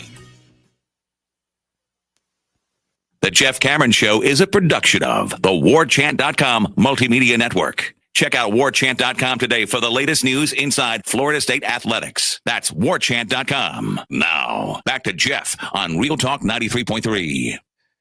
Probably helps if I put the headphones on, but we don't need them on to talk. It is a loosey-goosey edition of the Libations Friday Jeff Cameron Show, man. We're running around, in and out, talking, doing things, trying to get things done during the breaks. Mom will be calling momentarily, and we will get our wagers ready to roll. I did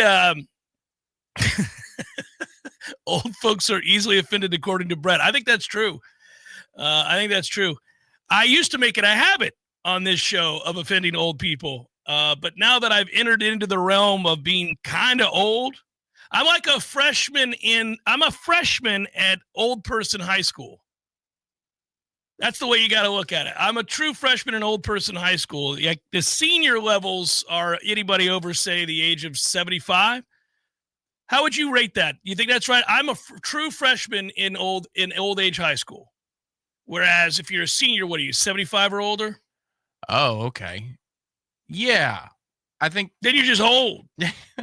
then you've been there for 5 years. Once you're in your 80s, yeah, you've been. Yeah. You really need to leave school. Yeah, we'll grant you your GED. So what does that mean? I'm in middle school. Am I in you're 6th grade? You're 7th grade. You're in 7th grade. You're almost done with. You're almost done with middle school. Yeah. But yeah, when you get into the 50s, you're a true freshman in old age. How much of a troublemaker were you in 7th grade? I don't think I was. Oh, my mom's really? on the line. She can tell you. I don't think I was. Okay. All right. No, I didn't get in a lot of trouble.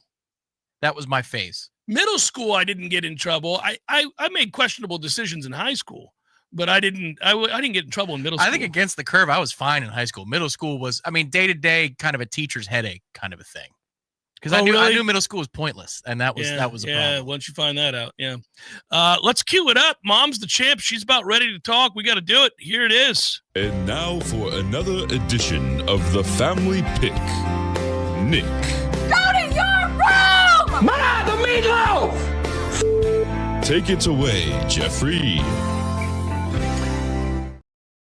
Bum, bum, bum, bum. Mama, you are the reigning champ, and I'm sure Tom is about to post here on that. Let's see here. Do we have the champ is here, Tom? You didn't do a banner? No, well, that was with the video. It had the two-time had the 2 trophies. It had the 2-time championship banner. He has a 2-time champion up there. Yeah, look at that. It's unbelievable. Well, it stops today. This is the beginning of the end for you. Well, it may be. I don't know. 3 times. I don't know. I can't imagine. But we'll see. I know we both won last night, so we're off to a good start. Both had the Eagles, and that game ended up being closer than it needed to be, I suppose. But, yeah, it's first week, so it's always difficult. What say you, Chiefs-Chargers, Mama? That game is tonight at 8 o'clock. I know it. I'll miss the first part of that game. But anyway, I think you always kind of have to pick the Chiefs in the beginning just because I like the Chargers, and isn't it Justin Herbert? Isn't that the quarterback for him? Mm-hmm. Okay, but anyway, I really can't go against the Chiefs in the start out the year. I know they didn't start out too good last year, but I've got the Chiefs. I, too, have the Chiefs, although I wouldn't be surprised if the Chargers won that game. And if I were a betting man, and I am, I think I'd take the points. But this is just about the winners, so you and I are both going to take the Chiefs. The Giants, Russell Wilson now quarterbacking the Giants, going to face the Washington Commanders, who, of course, beat the Bucs in the playoffs last year behind a rookie sensation at quarterback, unfortunately. That was a tough one, but Terry McLaurin is in the fold, too, and they're good to go. Who you got? I got Washington. I like Washington. I like the Commanders. I like that quarterback. Jaden Daniels. Yeah. Beat us. But anyway, I got Washington. Cincinnati and Cleveland, Mama. We both have Washington in that game. But Cincinnati and Cleveland next. Cincinnati. You know, the Bengals always get off to such a slow start. And I know they do. It ends up dooming them at the end of the year. They'll miss the playoffs by a single game because they start the year poorly. This offseason, they did a lot of things different. They said they did that because of the slow starts that they've been getting off to. So I would expect Joe Burrow and company to go sling it around the lot against Cleveland. I, too, will take Cincinnati. Aaron Rodgers leading the Steelers against the Jets. Mr. Fields makes his debut for the Jets. Who you got? I know. Well, I used to be such a good Aaron Rodgers fan, but I'm not anymore. But you know what? I just feel like I always just think that the coach of Pittsburgh, I just love him, and I just feel like it may come down to the coaching decisions or whatever. And so I took Pittsburgh. Yeah, well, Pittsburgh should beat the Jets. I mean, period. Coaching or no coaching, they ought to beat the bejesus out of the Jets. Jets suck. Cardinals, Saints. Yeah, now, this may be a pick that I'm going to regret, and I'm not quite sure why I picked them, but I took New Orleans. We have our first difference of opinion. I will take the Cardinals. Yeah, I think I probably should have taken them too. You know what? I think I must have watched a preseason game or something with New Orleans, and I know nobody plays against anybody, but I actually thought they looked pretty good. And who's the coach in New Orleans now? They brought over Kellen Moore. Okay. I knew they had a new one. Well, anyway, I took New Orleans. Well, I took the Cardinals, and there it is. Our first difference of opinion in the NFL season begins right now. Bucks, Falcons, Mom. I know it. Oh, my God. I tell you what, I took Tampa Bay. I have to take the Bucks to start out. This game makes me very nervous, though, because I know Michael Penix. Is that his name, Michael Penix? That's correct, Mom. He is good. And he was good the last year. But I think we're going to be angry because we lost to them last year, and I think we're going to be ready to go. I know they're playing in Atlanta, but I took the Bucks. I, too, took the Bucks. Should be a good game. This is a game that both teams really want to win, and I think both coaches wearing a pretty heavy crown right now. Their jobs are slightly in jeopardy. Miami at Indianapolis. Yeah. 2 8-9 teams a year ago, I think it was, right? I took Miami. I have wrestled with this. I have gone back and forth on this game. I think both teams are just middling, but I do. Give me the Colts. We've got a second one different. Here you go. Uh-oh. Give me the Colts in a tight one, and this may prove to be one of the more entertaining games on the day, even though on the surface you might not think so. I think it's going to be an entertaining football game and a pretty high-scoring football game. Okay, Raiders at the Patriots. I took the Raiders. I, too, took the Raiders. Look at you. How about that? All right. You know, the Raiders are underdogs in that game, Mom, and we both have them. That's kind of rare. Oh, that's interesting. Well, and I know New Orleans is an underdog, too. I actually did look at that because, you know me, I never look at any of the stats or any of those things, but I did see that they were a 6.5-point underdog. I thought, well, that's not too bad. So, all right, we both have the Raiders. Feel too bad. Panthers and Jags. Panthers and I took Jacksonville. Me too. Titans and Broncos.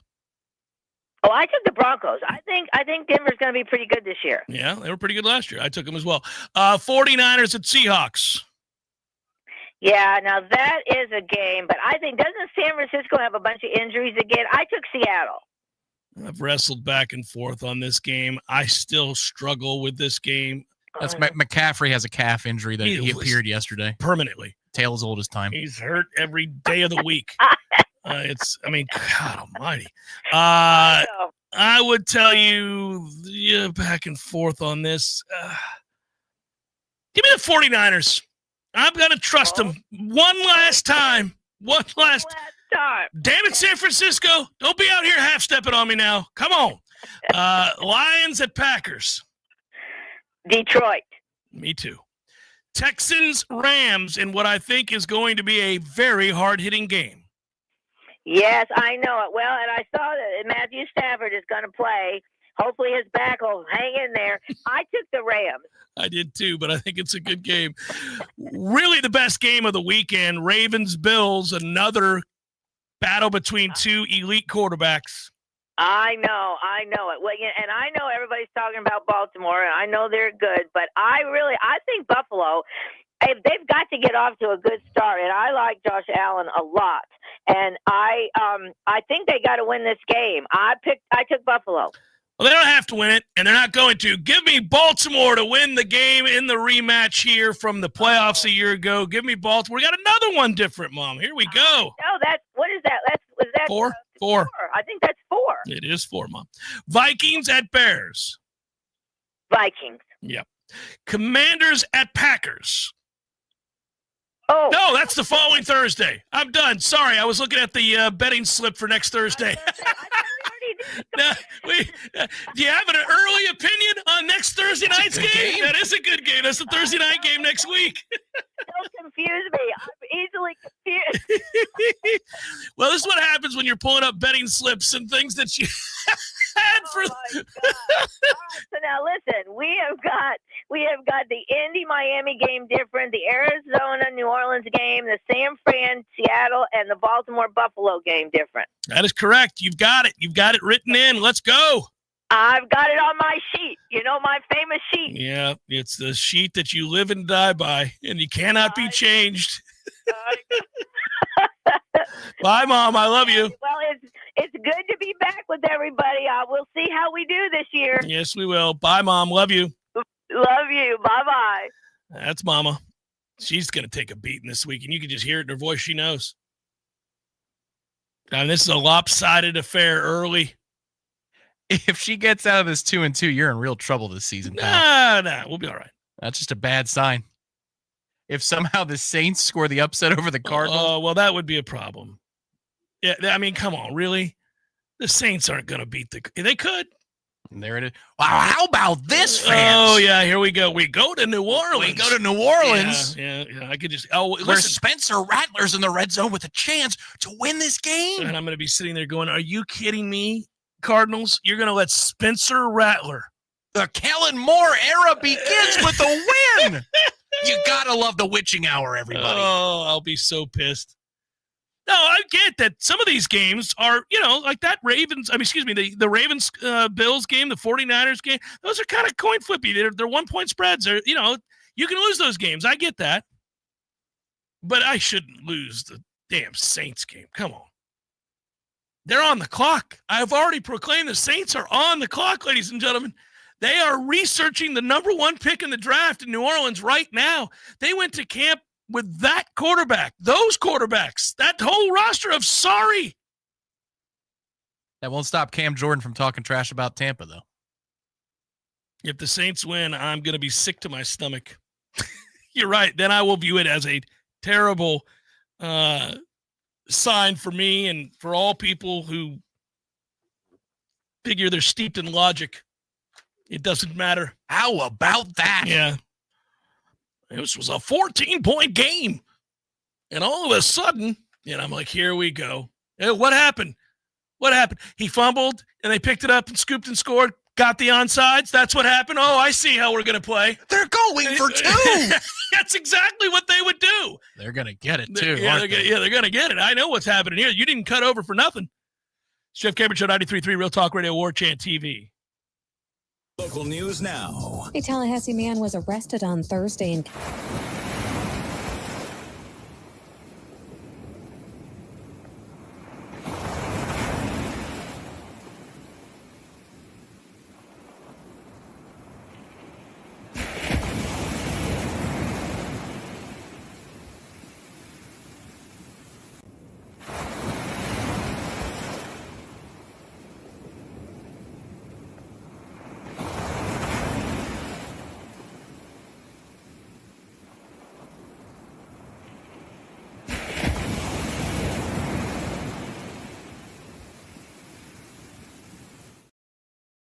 This is Rachel Anay with your Real Talk 93.3 local news update. Brought to you by Macklemore Systems, Tallahassee's go-to Mac store. Check them out online at MaclemoreSystems.com.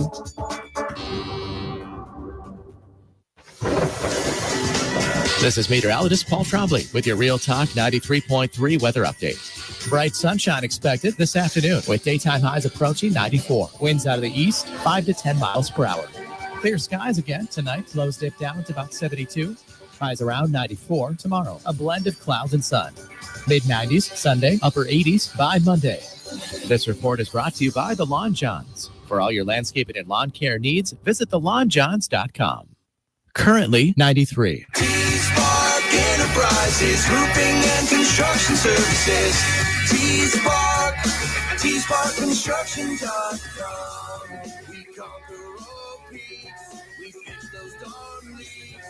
Call 850-766-1340. T-Spark Enterprises, roofing and construction services. T-Spark Construction.com. License number CCC 1331204. Hey, Jeff, what's up, buddy? I was just thinking, they never tell you that when you grow up, one of the things that you'll miss are the games that you created with your friends in the neighborhood. Oh, good days.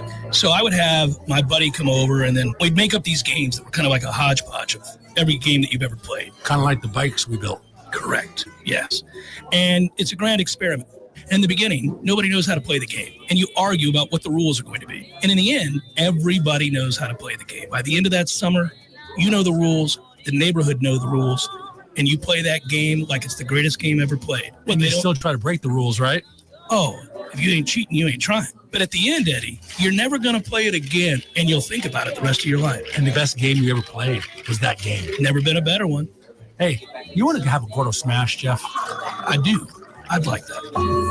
Gordo's, bringing the flavor and flair of Cuban food to Tallahassee since 1996. The Jeff Cameron Show is a production of the Warchant.com Multimedia Network. Check out Warchant.com today for the latest news inside Florida State athletics. That's Warchant.com. Now, back to Jeff on Real Talk 93.3. One thing to note about that San Francisco-Seattle game, and I'm wrestling with this, Mom brought up the receivers and the injuries. It's true. From a fantasy standpoint or from a gambling standpoint, and, we've been known to engage, this is basically for San Francisco a Ricky Pearsall, George Kittle game. Good to see Ricky Pearsall back. I know he's a Gator, but man got shot, for Christ's sake. That's ridiculous. And I'm glad he's able to get back on the football field. But the reason I bring this up, those two guys, if you got a hankering for pizza money sprinkle, you may want to look their way because they got nobody else to get the ball to. It's Pearsall and Kittle all day, every day on Sunday. So that's something to look at. And they just did invest in Purdy, and so this is it, man. This is what they're going to be. Well, go look. I didn't look at San Francisco's number. I may during the break, but go look at what the Kittle-Pearsall numbers are and see if you're comfortable maybe in a receptions bet. Because, again, I think Kittle, you're looking at a 5-catch game, and I'd say one of those is a touchdown. So, I'm not big on anytime TD bets.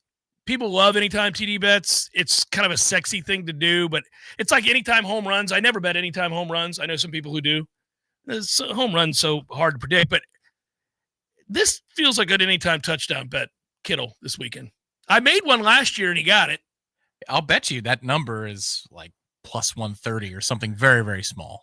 And I would also tell you that if you're a Jacksonville fan, we watched Liam Cohen in Tampa Bay, and I think there are a lot of things that are impressive about his offense and things that I liked about his offense. But, Tom, would you agree with me that perhaps one of the more surprise elements of a Liam Cohen offense, at least in Tampa Bay, and I'm sure it'll be this way in Jacksonville, that's why I bring it up for Jaguar fans, he somehow got something out of Cade Otton, who the previous year I thought Cade Otton sucked. And Cade Otton actually became a viable tight end in this league because of Liam Cohen last year, I thought. I thought Cade had he became a dude. And he became a big target in the red zone. And I don't know, I would look at Britton Strange in Jacksonville and tell you that I think he's got a chance to do some things. What a name. That's crazy. Britton Strange? Yeah, look for his, that might be an anytime touchdown. That might be a prop of, say, over 40, over 50 yards, whatever that is. I haven't looked at it yet, but yeah, that's another one. Just giving you some. When I was doing my prep for all these games, and both for betting purposes, but also picks purposes, week ones are always hard. I know a lot of people are in a lot of pools. You really come across a lot of cool information. So the reason I took, let me give you a backdrop on this. It's not willy-nilly. The reason I took Nico Collins, and I don't think I sent that to you, but I said it on the air here, Nico Collins over. Houston, when I'm looking at that preview of that game, both teams have great defenses, right? Both teams in the trenches are going to be very difficult, the Rams and Houston both. And I'm sitting there looking at that, and I'm like, okay, well, then there's this. Rams secondary isn't very good. And then I start looking some more, and in fact, right, I don't know where I put it, I read that Christian Kirk's hurt.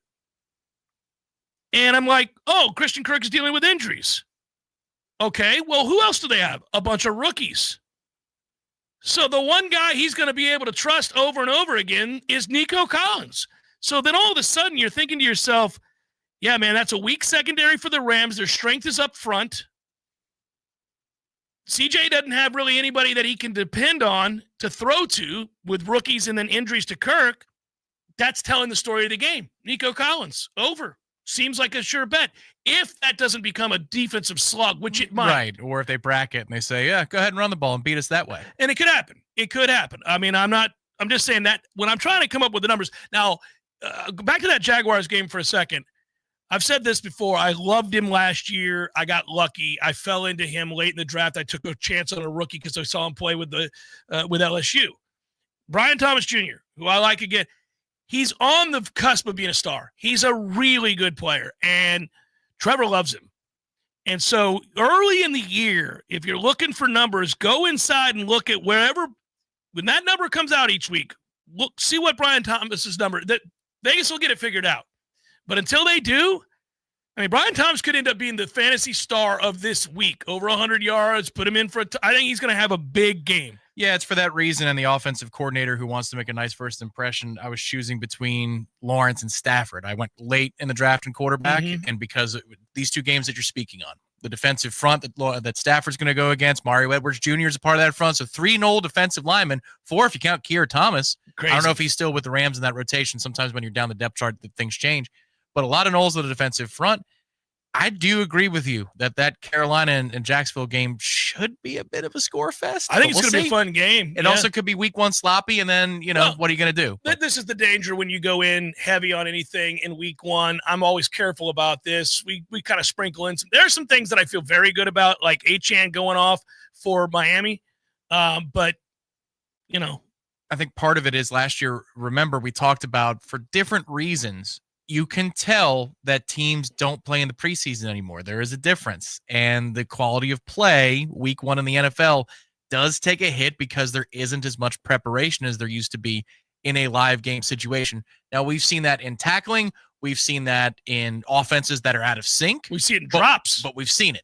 And so you wonder if that has some sort of impact this week on totals and all that kind of stuff. Really weird game last night. We already talked about that, how disjointed with the delay and all that. And then you have the incident where Carter gets kicked out of the game. However, Tom, that game was bizarro land for a lot of reasons. Both teams came out like they were in week 6. I mean, they look great. And then the second half of the game was very much a week 1 game. Now, what I would tell you is that I think that was the byproduct of the delay.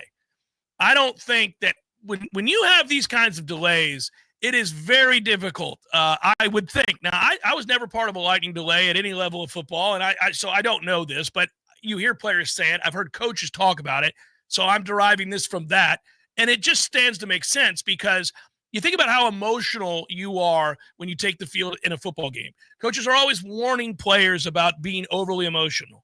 Don't play the game on a Friday night when we're playing Saturday afternoon. You're trying to check emotions constantly so that you can think clearly and do what you're trained to do. Well, it's such a difficult task because the sport is so emotional and so violent and passionate.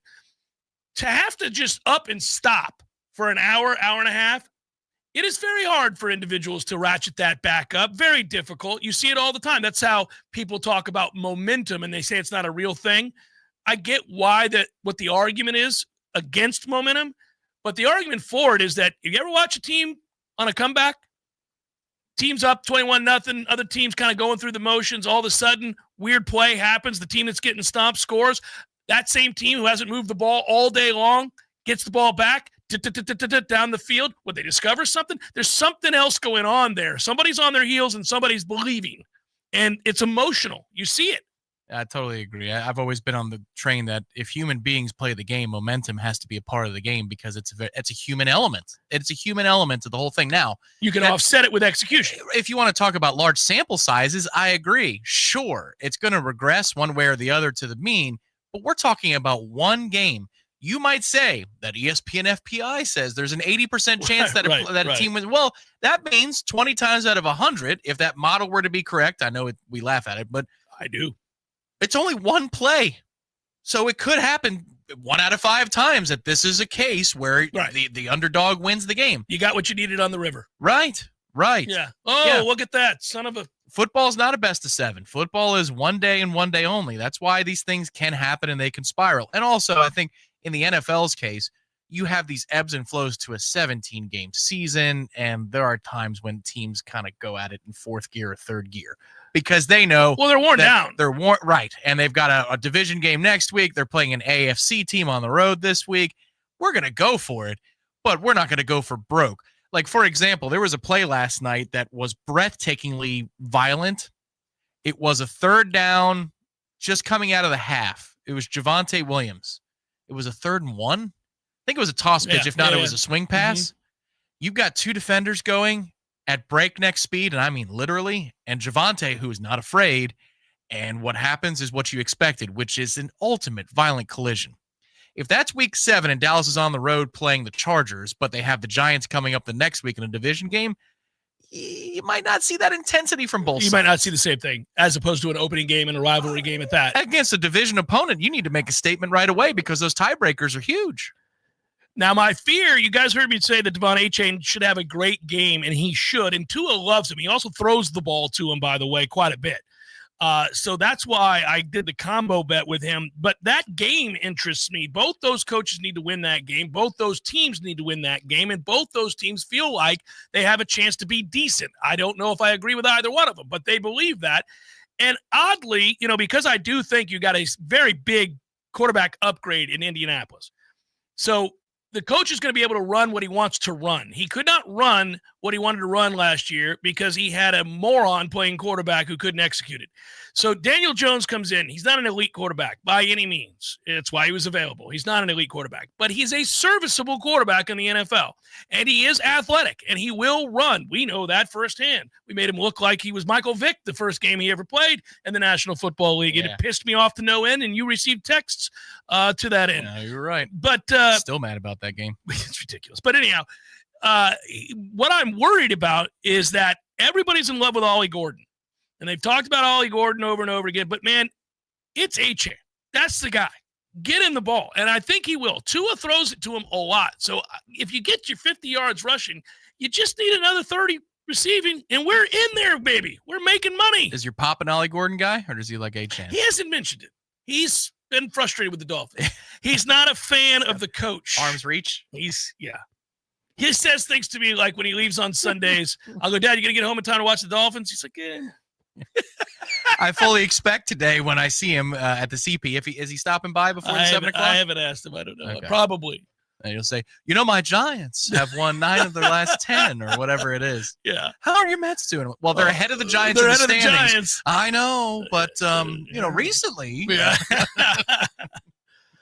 Well, that's like me. Everybody knows I'm a Pirates fan. So last night when the Pirates go to the 9th up 5-0 over the Dodgers, and they're going for a sweep of the Dodgers, which I mentioned on the show once or twice.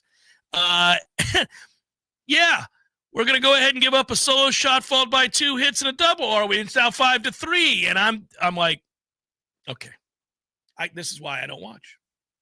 I do watch, but I can't stand, and we traded away our closer. Which I'm for trading away. You're cultivating a new tough man out of the bullpen.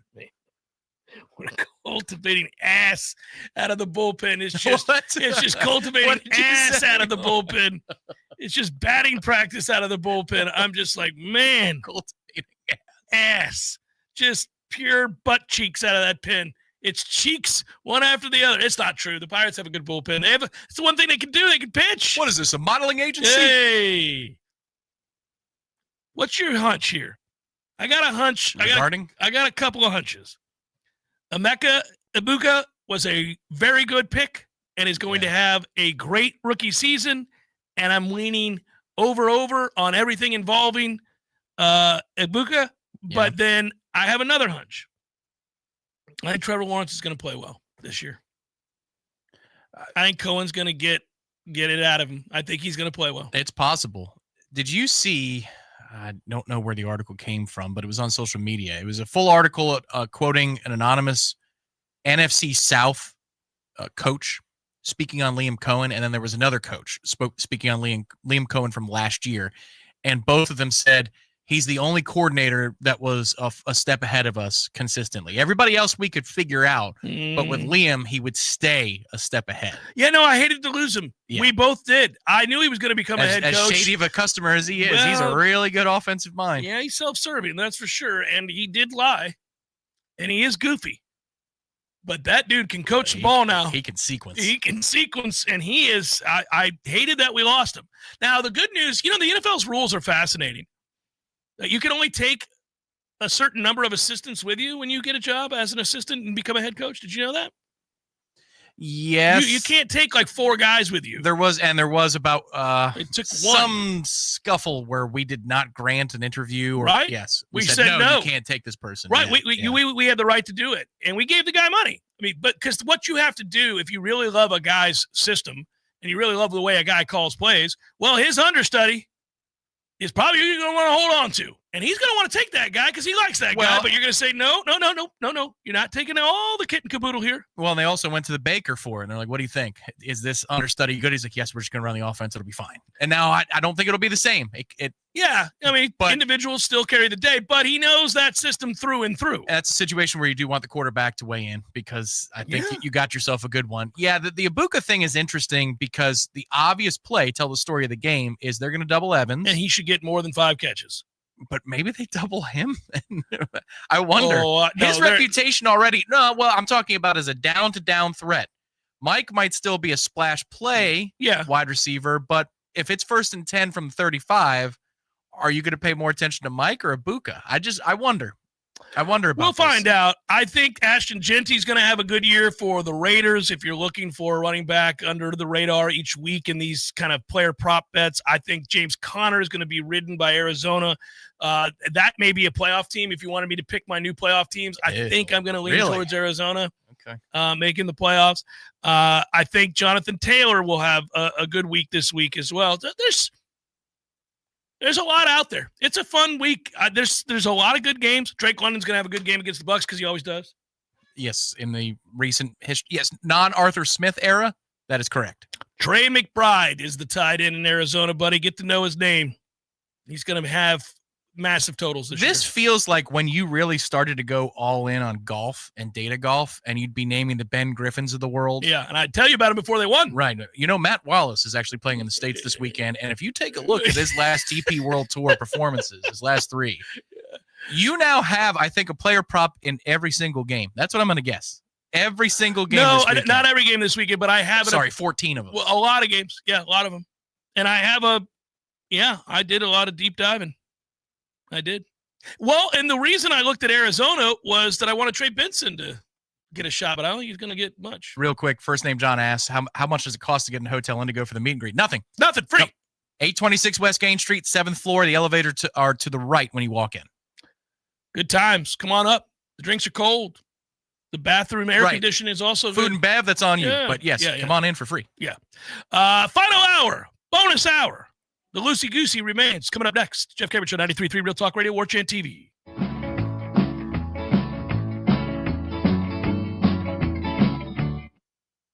Hey, this is for my homeowner friends out there. You know who you are. When you get your grass cut, you're going to inspect the work, make sure it's good. Get your house painted, check around every corner and edge, make sure that's done right. Get a new roof, get to get eyes on those shimmering new shingles. Get your septic tank cleaned. Bet you're not popping your head down in there to take a look around. You got to trust it's done right. I'll make it easy. Go see my friend Greg Miller, Miller Septic. They're my guys. I trust them, and you can too. MillerSeptic.com. That's it. That's the commercial. That's the whole thing. Check them out. It's MillerSeptic.com. Some men follow the crowd. Others take the long way, the wayward way. At thewaywardgent.com, we've curated the gear, gadgets, and grit every respectable man needs, from the fairway to the fire pit. We've identified the top-rated Amazon finds, so you don't have to. No fluff, just the good stuff. Visit thewaywardgent.com for the man who's not afraid to live a little off course. Thewaywardgent.com. Water is your home's worst enemy. It finds cracks, soft spots, and weaknesses. But not on our watch. At Gutter Solutions and Waterproofing, we're veteran-owned and built different, driven by detail and the pursuit of excellence. We install seamless gutters, underground drainage, and waterproofing systems that don't fail. Because when you live with discipline, water doesn't stand a chance. Gutter Solutions and Waterproofing. Visit guttersolutions.net. With us, it's personal. A roof isn't decoration. It's your home's first line of defense. At GSWP Roofing, we treat every build like it's mission critical. We're GAF Master Elite certified, led by a former Marine, and we don't cut corners. We execute with discipline, precision, and materials that hold the line. Storm after storm, year after year. Repairs, replacements, full installs. This is roofing done by the book. No excuses, no shortcuts. GSWP Roofing. Online at gswproofing.com. With us, you're covered. License number CCC 1335048. Widden Glass has been taking care of business since 1945. When you call Widden Glass, you're dealing with experienced, reliable professionals who offer only the best. Like Widden's top-of-the-line bath enclosures that provide style and luxury at an affordable price. Eye-catching storefronts are a specialty at Widden Glass. We'll help you design it and install it. Widden Glass, the first name in glass replacement. Call 222-5781. Pay-per-view fights can ring up big bills, especially since in the Octagon there is one every few weeks. That's why the 7th Hill Tap Room right downstairs from Corner Pocket Bar and Grill carries every single fight. Plus, unlike most pay-per-view bars, there's no cover charge. And drink specials too, like $3 select domestic beers and more. And if you enjoy international soccer, 7th Hill opens early. $2 mimosas on Sundays, anyone? The 7th Hill Tap Room, 2475 Appalachia Parkway, just downstairs from Corner Pocket Bar and Grill. WVFT Gretna, Tallahassee. This is Real Talk 93.3. More of the Jeff Cameron Show is coming up next. Your sports action update on Real Talk 93.3 with all the latest odds from Vegas. Florida Gators hosting South Florida tomorrow at Ben Hill Griffin Stadium. The Gators are 17.5-point favorites, total 56.5. Jacksonville Jaguars open up the season at home Sunday, 3.5-point favorites over the Carolina Panthers, 46.5 the total. VSiN's Dave Dooley likes Carolina at plus 3.5. Best bets from every game on the board at VSIN.com/picks. Chris Sale on the mound for the Atlanta Braves today. $1.44 favorite over the Mariners, 7.5 over the total at Truist Park. Tampa Bay Rays, $1.32 home favorite against the Cleveland Guardians. Score $500 in rewards with the G-Bank First Bet VSiN Trifecta. Details at VSiN.com/GBank.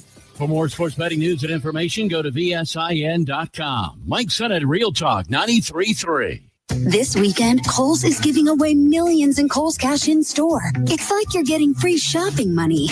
At least that's what I tell my husband. Yep, you're just making smart financial decisions, one trendy sweater at a time. Plus, all month, enter our online sweepstakes at Kohl's.com for a chance to win $200 Kohl's Cash. Some exclusions apply while supplies last. Giveaway ends September 7th. Sweepstakes ends September 30th, 2025. No purchase necessary. 20 winners per day. Limit one prize per person for entire sweepstakes. See Kohl's.com for official rules and details. Grown-ups, don't go back to school. Go forward through school into your future as an IT professional. Whether you're starting out, switching careers, or a veteran ready for change, My Computer Career can help you get into IT in just a few short months with no prior experience. So take the free career evaluation now at mycomputercareer.edu. Your rewarding career in IT awaits. That's mycomputercareer.edu, an elite CompTIA certification partner. Financial aid is available to those who qualify, including the VA benefits. Hey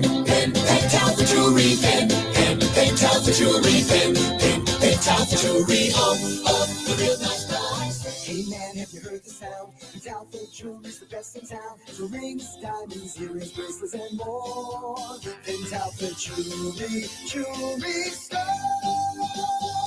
When was the last time you randomly did something nice for someone that means a lot to you? Now, I say this every day at the end of my show for everybody to be a better person today than you were yesterday. Well, one way to do that is to drop into Pentalpha and get a gift for someone who deserves it. It'll brighten their day, their week, maybe even their year. You don't have to wait for a holiday or special occasion, so don't wait to go check out a true local gem serving Tallahassee since 1988. Now sing along with me, and I'll see you at Pentalpha.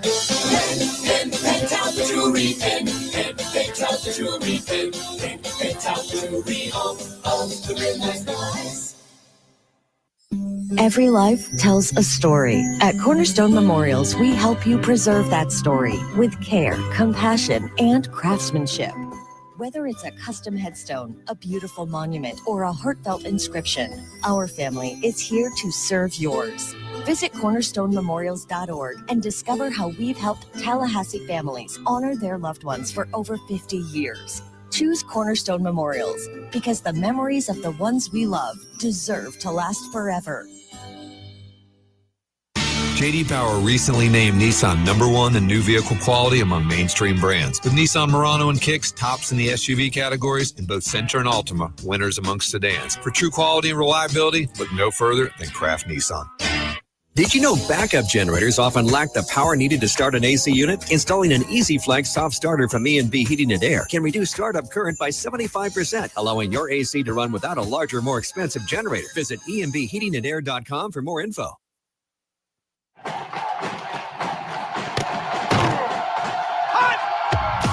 Broadcasting live from Florida's capital city, this is the Jeff Cameron Show, brought to you by Orange Theory Fitness on Real Talk 93.3. Now, stop what you're doing and listen closely. It's time for the Jeff Cameron Show in 5, 4, 3, 2, 1.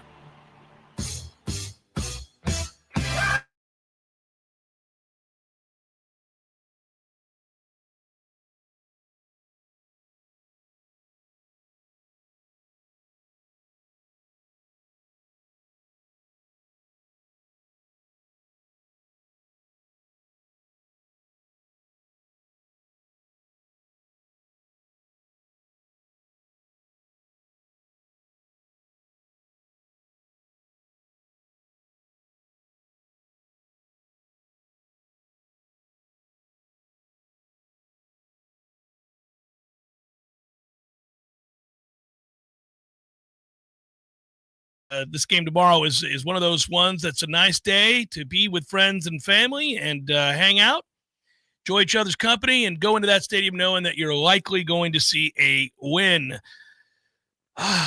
Exhale. What? My mom had four. We had four different. I think Four different. Yeah. All right. Yes. Let's see. Terry writes, I loved the way Earl Little Jr. was playing on Saturday. I hope rubs off on more players on defense. I thought a lot of guys played like Earl, but Earl is a machine. Good to have you on board here, Terry. I'll get to you, Robert, and some others here in a moment. I just knew I was lagging behind. Wanted to get that in to start the hour. It's a conversational, laid-back bonus hour on a Friday. Loosey-goosey. Yeah, this is a nice feeling here today. We all love the energy of an Alabama game, and that one had kind of a late time release boom because we were, kind of peeking around the corner. We good? Dipping our toe in the water. Right. We all right? But then Friday hits and you go to the corner pocket and it's a sea of people and it's a wonderful atmosphere and you are confronted that this is a big time game and we could matter again. And bam, we do. This week, intensity is down. Appreciation is up. Appreciation is way up. You know what's starting right now while you and I do this show, and I got to get to where we put a TV in here, but that's probably bad for me. But we got Djokovic and Alcaraz right now. Joker made it this far, huh? Oh, he's still whooping ass, much to your chagrin, sir. Nobody can rise up ever. Well, Alcaraz can. I know, and Sinner. Well, and Sinner never loses. You know what? That goofy bitch has no business dominating the way that he does. It's unbelievable. Oh my God, we demoted Sengasan. Yes, you did, buddy. You told Senga to have a good day. I was about to tell you that. I need to be very, very, very, very excited. Wonder if they leave a ghost in his locker. For the ghost fork? Their ghost fork, yeah. So I don't understand this, and I want to get to FSU in a second, but why was it that I just think it's really strange. Why would Bill Belichick ban New England Patriots staff from the program? They're not even allowed to be there. They can't go. Oh, really? For scouting purposes? He banned them from the program. Wow. That tells you what his relationship with Bob Kraft is like. North Carolina first year coach Bill Belichick banned the Patriots staff from accessing the Tar Heels program, according to ESPN. When reached by ESPN, North Carolina football GM Michael Lombardi said, "Good luck," and then hung up the phone. Wait a minute. Because he's a clown. And that happened in Taken. Good luck. Yeah, click. They banned, I guess that they would be banned from UNC the day before one of their scouts was scheduled to visit in August, a source with knowledge told ESPN. Belichick spent 24 years, obviously, as a Patriots coach.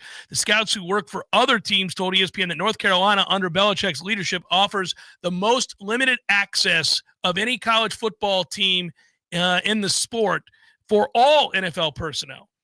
So if you write the letter that Bill Belichick wrote to the athletic director, devising the plan and laying it out in great detail, why you would be a great hire for college football because of the direction of the sport and where it's headed, and how you will best prepare players to become professionals because you have the greatest depth of knowledge as to how to do that. Game preparation, strategy, obviously, play calling, you name it. Isn't this counterintuitive? So I'm a North Carolina player and I want to be readied for the NFL, except for you won't let anybody look at me play ever? Well, you know what? I think it actually does make sense because if you're the 33rd NFL franchise, you don't want anybody else in any of your practices to see what you're doing. It's just weird, man. That is so commonplace. We've all been people who cover Florida State know that any given day when you go over to practice, you might see 5 scouts, 6 scouts. All coaches want scouts there. It's great for your program. It's a walking advertisement for what kind of program you are. If you have a high school kid visiting or you're a freshman on that team and you can report back to the guys that you played with at your high school, supposedly, supposing they have another good player that you might recruit at some point in the next couple of years. And they're able to say, yeah, the Bears were here yesterday. The Bucks were here yesterday. The Chiefs and the Niners were here yesterday. It's awesome. Every day I go out to practice, they're watching. Somebody from the Seahawks yesterday. It's awesome. It's incredible. What is he doing? That's just nuts. What is he doing? I think is the motto for this Stealing. season. Stealing and trying to get his, and getting his son a job. That'll be the team poster. What is he doing? It is just weird. That whole story is weird. All right, back to us. What do we expect to see? Well, I expect to see an ass kicking. And then I expect to see a lot of guys play. A lot of guys play. That participation chart's going to be through the roof. Yeah, politically, the answer I think is also true that I expect to see what's important to the coaching staff play out in the first half. Is it about getting a lot of bodies on the field? Is it about working on your weaknesses? Is it about sticking to, on the offensive side, driving home the point that we are about the run, and the run, and then we'll get to the other stuff later? You're going to see on the field what the priority list was this week and what they want to define for themselves. Because you get another crack at this in 2 weeks' time when you play an outmatched opponent. Strange schedule and a bye in between. But I think this week could be about identity and continuing to hammer home that just because we beat Alabama doesn't mean we can get cutesy and work on other stuff. We're going to drive home the point about who we are. I agree with you. I think that's how it's going to be played. I posited that I was interested to see if that's the route that they went, but I do think that is the route that they're going to go. We don't know. We're not at practice, but I do think that you're right. They're going to hammer home the identity, solidify it. It's what they want to be anyhow. Gus's play calling leans in that direction. 60-40 split, generally speaking, even more in some years, closer to 65-35. So that they're not going to go away from that. They do have the time to get everything else ready before really emphasizing the other aspects. So you could have the second half of this game. You have a bye week to really get this down, further the passing game a little bit. And then you have another overmatched, overwhelmed opponent the following week, as you just pointed out. And if you want to get cute there earlier, you could. And yes, and if you want to get reserves in, if everything goes according to plan, do it much earlier next time you play in 2 weeks' time from tomorrow. Yeah, get guys rested before Miami. Well, and get them rested before Friday at Virginia. You have one fewer day. So it would be important, I think, in that specific moment. I forgot about Virginia. Boy, that's terrible of me. If you were going to lean towards leaving in the starters for an extra drive, I think you would do it going into a bye versus doing it when you have a short week coming up the following week. I think one of the reasons that I overlooked Miami is I was reading Robert's question. Jeff and Tom, I'm all in on the Gus bus. Wheels on the bus go round and round over that Miami ass. See, he's already thinking about Miami too. I think a lot of us are, and there's the Gus bus. Can you guys recommend a player prop betting site? Am I just special or is Hard Rock Bet? Sorry. Hard Rock Bet is not great. They do not offer, in my estimation. We are all special, Robert. They don't offer fair value. Like you look at the other sites, you get much better deals. So where it's minus 110, say at FanDuel, it'll be minus 175 at Hard Rock for some reason. Yeah, agreed. Some of the numbers don't add up. But the other part is, I'd recommend you get a bookie if you're doing props. Hard Rock does have props. I bet several of them this morning. But and they're in line with the number. It's close. They're just more expensive. They're a little bit more expensive. But I would just get a bookie. They are the resort beer. Yes. Oh, the airport beer. Yes. So really? That course was $12.99. Okay. Yes, it was. Would you like another? Yeah. Or you could go to the Sky Club, and that's what the bookie is. The bookie is the Sky Club of the prop bet wagers. Yeah, bookies are good. Get you a guy you trust. Tony, I already read yours. Tom's got to delete you. No, it's still here for me. Our screens are not aligned. What is going on? Tony's just there in perpetuity. Noel Kev writes, Bijan goes for 125 plus and 2 touchdowns. Penix throws for 225 plus and 2 touchdowns. Kyle Pitts ain't going to do a damn thing. Oh, you got it right. We'll have 1 catch for 7 yards. I don't know. Didn't they get him going in late last year? Didn't Pitts end up having a couple good games? I believe his middle name is Tantalus. That's fair. Yeah. I don't. He'll go to Drake Kansas London City. will go nuts. He'll go to Kansas City in a year or two, and that starts the No. second run for Mahomes with a different head coach. There you go. Spoil the sequel. Don't do that. I'm ready for the Chiefs' demise. I'm just telling you. I want to see somebody else rise up and win that division. I cannot bring myself to actually pick it, but I would like to see it. And I don't hate them. I don't have a problem with them, and I don't have a problem really with their personnel or anything like that. I just, that's enough of you. It's good to see them get stomped in the Super Bowl. Y'all go away now. Yeah.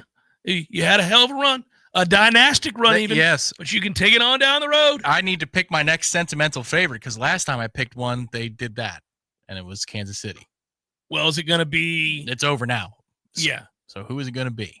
Is it going to be Pete Carroll and the Las Vegas Raiders? Raising his two hands? Is it going to be the Butts in Jacksonville? No. Because of Liam Cohen? No, because the fan base is way too sensitive. They are sensitive. They've had a rough go. Nobody had a rougher go for 40 years in Bucks or 30 years in Bucks fans. That is correct. Take it easy. Yeah. Not you, of course. Is it going to be the Jets? No, sentimental pick, but no. Is it going to be the Bears? I don't. You buy in that and believe in Caleb this I didn't year, say that. right? No, I'm not sure. I got to see it. I'm not sure with him. I like what they did. They went in and invested on offensive line, and they finally can block for him. Yeah. So he has less of an excuse this year. I mean, in the sense that they couldn't block for him last year. Honestly, that's tough to be that young and not have any blocking. I think it would be fun to pick the Raiders in this scenario, I do but too. Tom Brady's in the front office. I can't do it on that principle. Yes, I'm grateful for his Super Bowl, but I just feel a little icky picking a team that's like, well, Tom Brady's in the front office. I've got you. I don't know. It's the Arizona Cardinals, isn't it? Yeah. I'm going to make you care about the Cardinals. We go to Arizona. I go to the bathroom. All right, fine. It's Cincinnati. And it is. It is. It is Cincinnati. That's your sentiment. There you go. Remember? Yeah. It's Cincinnati. And, nobody loves that quarterback more than me. Yeah. I'm up there with you. Come on, Joe Burrow. Let's go, baby. Got to get this win on Saturday in Cleveland. They can't win in Cleveland. They're 4-8 over their last 12 against Cleveland. It's ridiculous. I'm sure he's going to demand a trade for another receiver. Trade one of our guards. They were good. Trade one of our guards. It's fine. They paid Trey, too. I'll make it work. They paid Trey, too, on the defensive side. Yeah, it's the Bengals. You're right. Their uniforms suck, though. They do. That's the hard part, man. And when I want to jump in there and watch Cincinnati, I'm like, these uniforms are unwatchable. Their uniforms belong in the Arizona playing field stadium complex. Even the stupid B for Bengals it's silly. Yeah, they can do better. We got to do better. That Bengals tiger logo should be what's on the helmet. That tiger's cool. Joe Burrow is the coolest of the cool, and I love me some Joe, so I'll overlook these sorry uniforms. But man, Cincinnati. Oh, Chase is a freak. There's nobody better in the NFL to watch run routes than that guy. It's unbelievable. Yeah. He is a freak. They were a joy to watch last year too. At the end, when they were desperate, that was a good, entertaining 60 minutes of football each week. Kind of an intriguing year in Minnesota too. What do we get? A team won 14 regular season games last year. What do we get in Minnesota? Toughie. I asked one of our mutual friends about that, and I said, because I had their defense in the auto draft in the league that took 5 hours, and I said, what do you think? And he says, at some point, Flores has to get figured out, right? And I was like, I don't know. Maybe not. Maybe not. I mean, he's just pressure. Yeah, I mean, I don't know. That's the key for them because that sets the path. Jefferson was not on the injury report this week, but the hamstring was talked about a lot in the preseason. Addison's out for a couple are games. An issue. We know that. Yeah, you got Addison suspended for a couple of games. That's an interesting lot. It's funny for me because I can't find a team that would be a second team for me, like a darling that you root to be good and then send them on their way, send them off to school. Yeah, that's right. Like you did it with the Chiefs, and then they turned around and bought the company you work for and fired you. Right. You're like, this is ridiculous. Right. Yeah. I'm not doing that again. They gave me a $1 bill. Like, have a good one. Thanks for all your help. Ruthless Wall Street. It's like I don't think the Bengals are ever going to come back to haunt us, but Burrow is an elite quarterback, so maybe. That's why it's hard to pick. You can't pick anybody in the NFC. No, you really can't. I was just thinking that. I was going through all those markets. I mean, sentimentally, the Rams are fun because they've got a defensive line that I love, but that's not the process. The process is not – they just won a Super Bowl. They just got done winning a Super Bowl. So, no, it can't be the Rams. Yeah, I end up doing it. I go through the whole league, and I can't it's tough. Seattle? They've gone into anonymity of recent. Yeah. No, not Seattle. I love Seattle. I love the city. I just don't. You want Chicago? Well, I've got a buddy who's a lifelong Bears fan, and I like Chicago fans, and I like that. I've been down on the field at Soldier Field, and I just like how collegial that fan base is. I'll give you two other options. You love the way that Harbaugh draws it up and runs an offense. Yeah, you love Herbert. You love their uniforms. I love Ladd McConkey. And you love Ladd McConkey, and nobody loves the Chargers because every home game they play is a road game. That's a sentimental pick right there. I think they may be good. And then Houston. You like Houston, too. Well, you like C.J. Stroud. I like C.J. Stroud. I like the way they play defense, but I'm not a Texans fan. Also, by the way, Amarian Hampton is who the Chargers drafted. Yeah, buddy. So they drafted him. Yeah, he was their first pick in the first round. I have him as well. I did. They took him in the first round. So that was Mr. Truth Serum, as I recall from last year. They also got the Kennard kid, the edge rusher from South Carolina. They had a good draft. Yeah, it could be. Chargers could be one. And they're wearing the powder blues this weekend or tonight. AFC Championship Chargers Bengals. Who do I pick? I don't know. Ooh, that'd be a toughie. But I'd have to side with my man Burrow. That'd be a good game. If life's been a little crazy lately, one thing that can help you unwind is perhaps cornbread hemp CBD gummies. What say you? If you're looking for a natural way to relieve aches and discomfort, the CBD gummies from Cornbread can do just that. Formulated to work with your body and not against it. You've not tried everything under the sun just yet to get that relaxation that you desperately want. Let's go Cornbread hemp gummies, shall we? Right now, Jeff Cameron Show listeners can save 30% on their first order. Just head to cornbreadhemp.com/warchant. Use code WARCHANT at checkout. That's cornbreadhemp.com/warchant. Remember to use the code WARCHANT. Florida man, why are you hobbling around like you got body slammed by a palm tree? Well, I was boarding the house up for the hurricane, and Hank, my alligator, thought he would help. Your alligator was helping? Well, he was holding the ladder with his tail, but a gust of wind hit me like a jet ski at full throttle. Next thing you know, I'm airborne, plywood in hand, landing in the palmettos. Florida man, have you been keeping up with your chiropractic adjustments? I fell off track just like I fell off the ladder, and now my spine's more crooked than a pirate's treasure map. Look, just like you prep your house for a hurricane, you gotta prep your body for the health storms life throws at you. Don't wait till your spine's blowing in the wind. Take action now. You're right. I'm headed to Finn Chiropractic faster than Hank goes after a marshmallow. Go to finnchiro.com, FENNCHIRO.com. That's finnchiro.com. Book your appointment now and take advantage of that online special. I'm headed to Finn Chiropractic boogity boogity. Hank, get out of the cooler. That's for the hurricane party.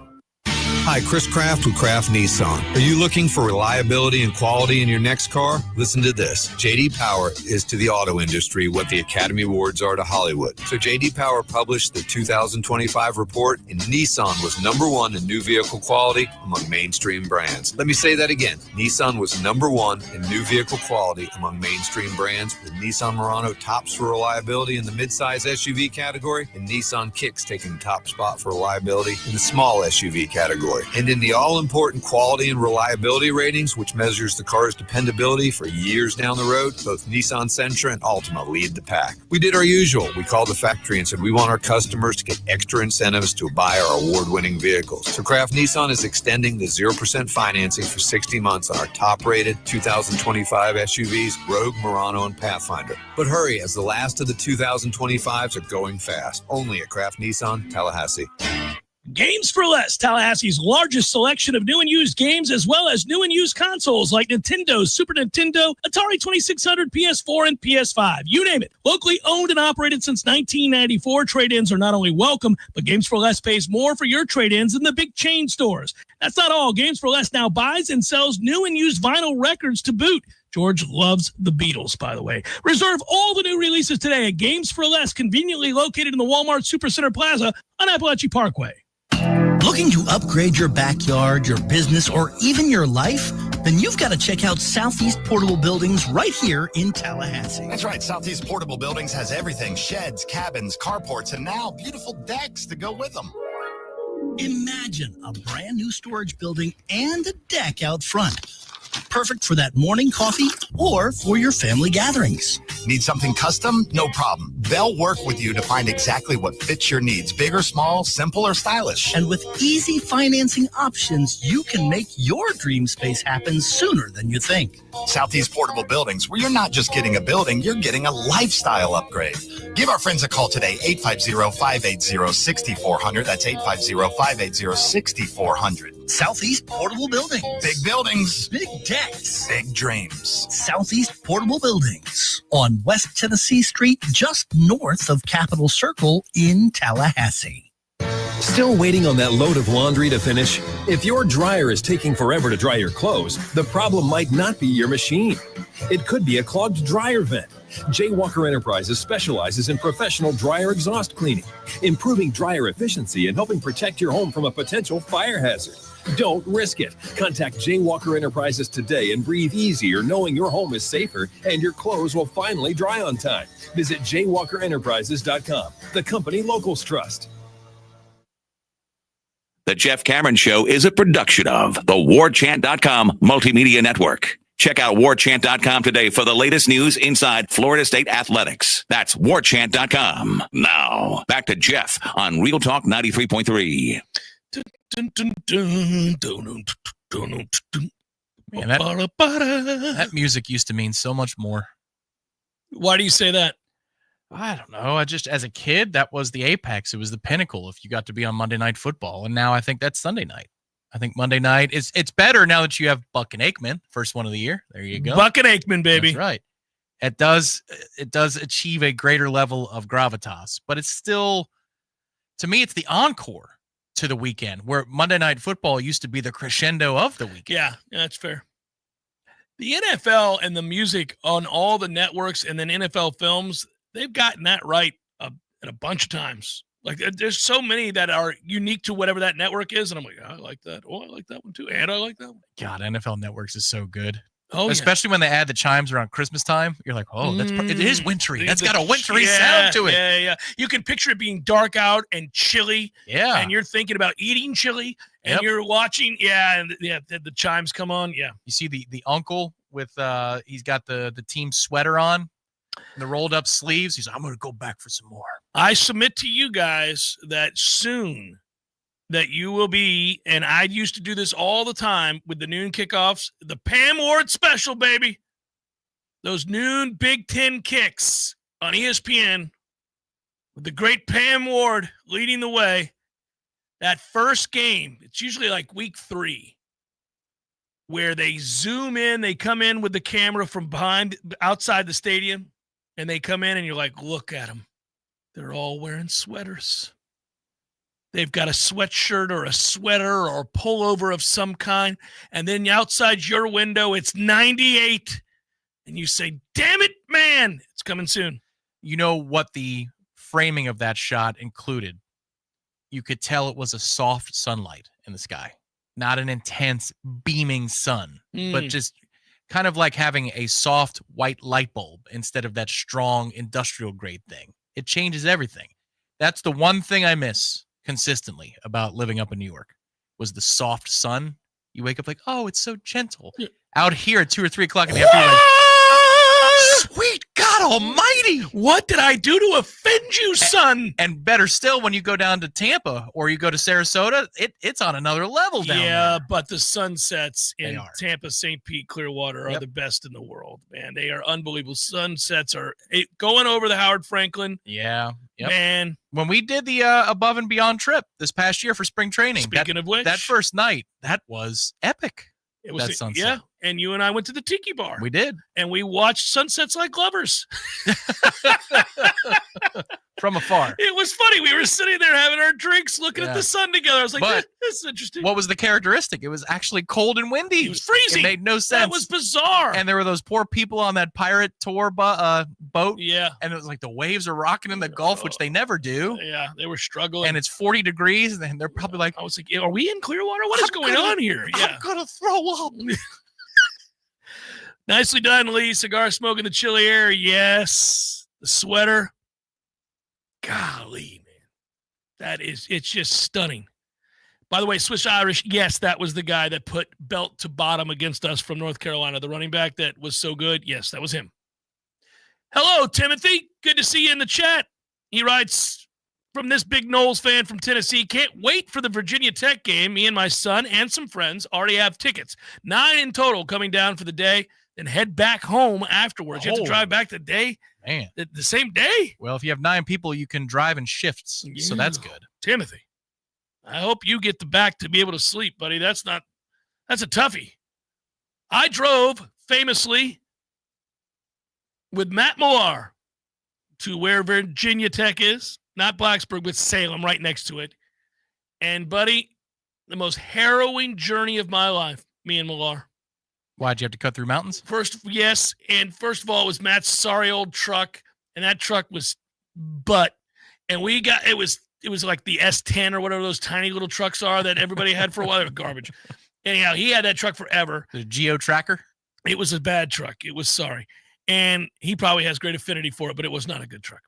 And it was like a truck that wasn't a truck. Anyhow, we got in, and he's driving, which already is against my rules. And he's driving, and then we're up in the mountains, and it is pouring. I mean, it's at night. It's pouring. We're going for the ACC tournament. Baseball. We're driving all the way up there. They had it in Salem. Why? Where they have a minor league park. It's a gorgeous, cool park. I had the shirt for years. I used to wear it, this red Salem, whatever they're called, shirt. And I sat with Coach Martin and his lovely wife and their daughter, Mary Beth. We hung out and watched the other games play before Florida State played. But that was only after we arrived alive. And I will tell you, I wasn't sure we were going to, because it rained so hard, and we were in that sorry truck, and it was blowing us all over, and we were in the mountains. I was like, we're going to die. I've done that that drive from the Blue Ridge down to Atlanta. Which is gorgeous. It's gorgeous, but I've done the drive. There's 2 ways to go. There's 678, I forget the name of it, which is the highway through LJ and so forth. And then there's the windy road you could take down to Alpharetta. And I took the windy road. I'll never do that again, because I remember being in the car and I mean, the turns, look, man, I'm a good driver, controlled, all that stuff. That I said, how much longer? And the response I got was another half an hour.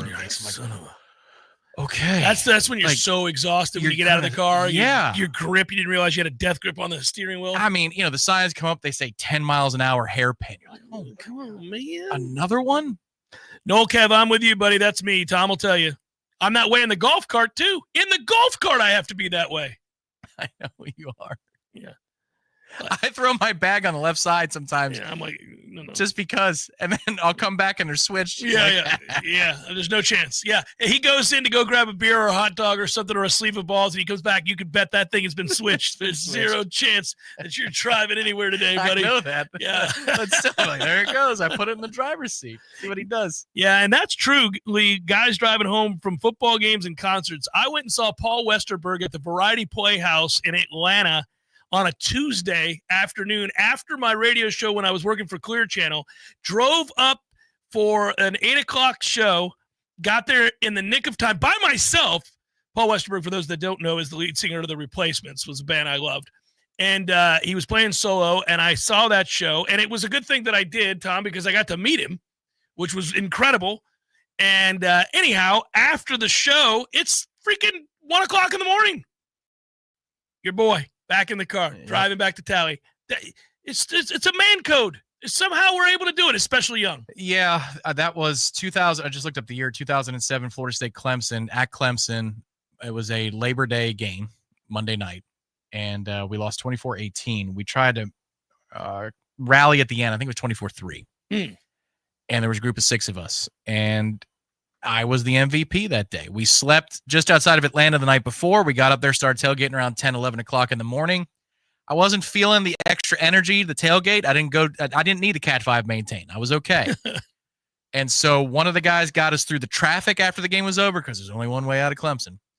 And then I took us from north of Atlanta all the way to just by the I-10 flyover. And then my eyes started to go, and the passenger said, "Oh, pull over." I said, "Yep, okay."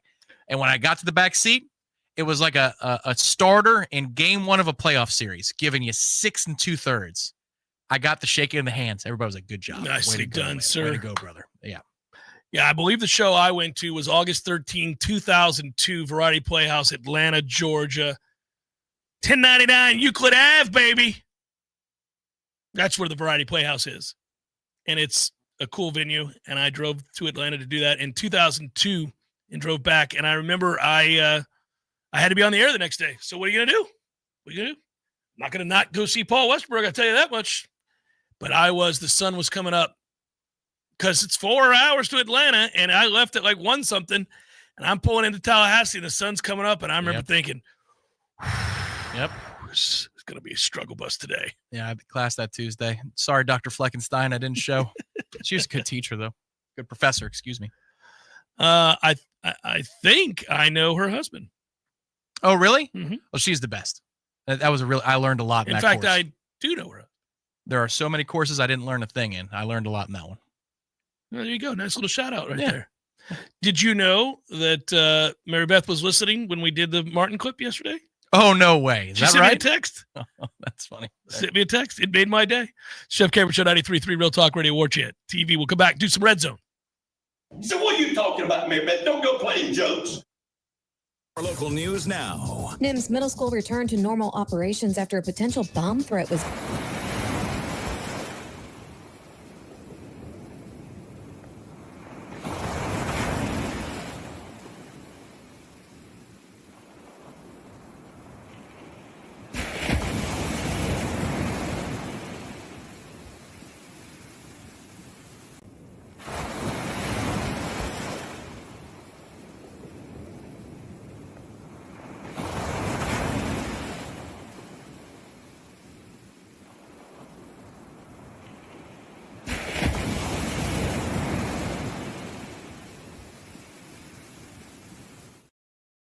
With your Roll Talk 93.3 local news update, brought to you by Macklemore Systems, Tallahassee's go-to Mac store. Check them out online at MaclemoreSystems.com.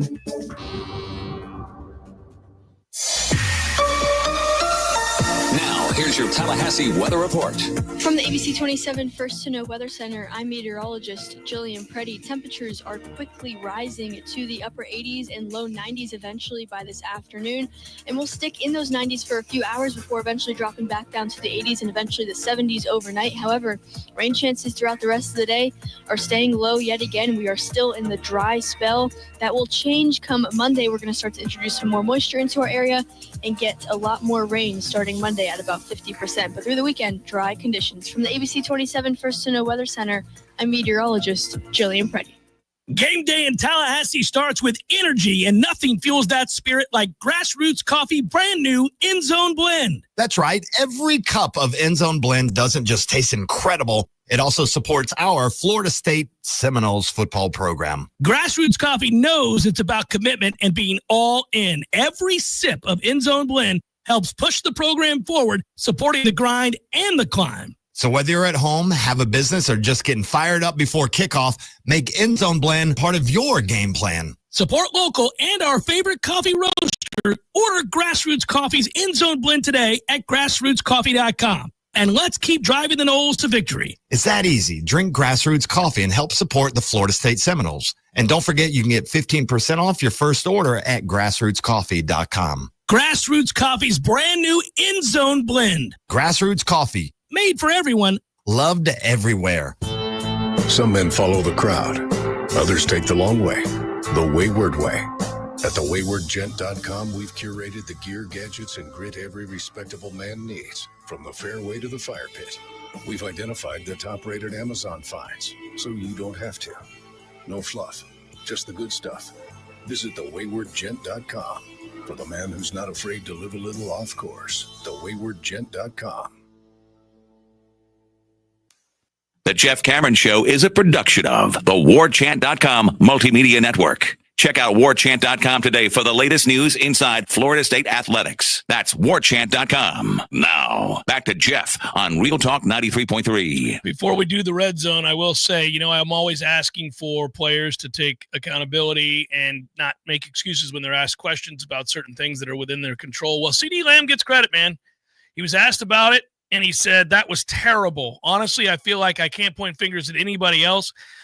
His teammates tried to pick him up. He went on to say, this made me feel bad for him, by the way. And he's a very good player, but he had a rough night. I take full accountability and everything that's going to come with it now. As for me as a player, I've prayed for moments like this where the ball has to come my way, and I didn't do it. I didn't come up with it. It just hurts. Oh, buddy. Okay, it's one game. You've been good. That sounds a little harsh. You're being a little hard on yourself. You did drop 4 passes. We're going to need you to catch the ball. You're paid handsomely to catch the ball, but that's a bit much. Well, he's being accountable, and he's also in a movie. So that's what that is. But then again, when you're a star receiver, you kind of do live in a movie. It's a weird sort of deal. But he did say at the end, he was asked a question about, was it because he didn't get enough preseason reps? And he said, man, that ain't got nothing to do with it. I need to catch the effing ball. Okay, there you go. That makes him likable. It does make him likable. You're like, yeah, you do, man. You gotta catch the ball, brother. That's a toughie. All right, let's cue it up and we'll do some red zone action. Welcome to the majesty. Every freaking rep. The elegance. To win the game. Golly, hits the upright. It's no good. You have entered. Someone burned down the funeral home. You burnt the funeral home. Lives will be changed. Sideline. Touchdown. Unbelievable. Mothers will cry. When you see your players give all that they have and you lose that way, it's tough. Legacies are etched into eternity. I know who I am. North, South Dakota was his brother from West Virginia. This is the Red Zone. That's good to know. Little NoelRetirement.com, my friends at the Red Zone, or for the Red Zone, Artisan Financial Strategies. We know how important it is to score the Red Zone. Find out if you're prepared for success in the retirement red zone. The 5 years leading up to your retirement date, immediate 5 years after, are a crucial time for thoughtful planning for you and your family. And our friend and fellow Noel, Adam Tolliver, and his team at Artisan Financial Strategies are certainly prepared to coach you to victory. Some might be at midfield. Some of you are already in the red zone. Find out if you have what it takes to score in the red zone and protect your family against rising healthcare costs. 30-plus years of planning experience, world-class resources, Artisan Financial Strategies. First down, Tom. All right, I'm going to give the first down to the fan down. Here we go. I like this question from Swiss Irish, and he says, just distribution of carries for our running backs tomorrow. I'll give you a total number. Let's go with 40 carries. I think it'll be over that, but let's go with 40 carries. How do you think they'll be distributed? I think it'll be over that, too, and I'm going to say Sawchuck gets 12. I'm going to say that, let's go. Sawchuck gets 13. 12 for Chroma. Your guy. I know, I'm sad. Oh, Keziah. Sorry. With the 12 with Chroma, I'm like, okay. 12. Keziah will get 5. All right. Well, at least 2 of those will be touchdowns. Oh, okay. And then how many are we counting designed runs? So you got 10 left. Yeah, so Tommy gets 10. And Cam Davis gets 3 or 4? Yeah, I guess a couple. He's not very good. A lot of questions on him this week. A lot of like, what's up with Cam Davis? Well, look, you had a decision and you decided to spend a lot of money on Chroma. If you loved Cam, I don't think you would have spent as much money as it took to get Chroma, but you did. Then you dipped in the portal and you got Sawchuck. And you didn't exactly tell Keziah or Roydell or Singleton to, try their luck somewhere else. Roydell would have been on this list. Obviously, he's not playing this weekend. Correct. Good to point out. And so if Cam can't get in a game in which one of your starting running backs is out, it's just be prepared to see him transfer. I mean, I don't imagine you would stick around here, but I could be wrong. I mean, I'm not trying to get him. He could have a big day tomorrow. We'll see. Stevie wants to know Tommy to start, Brock middle relief, and Sperry closes it out. This would be second down.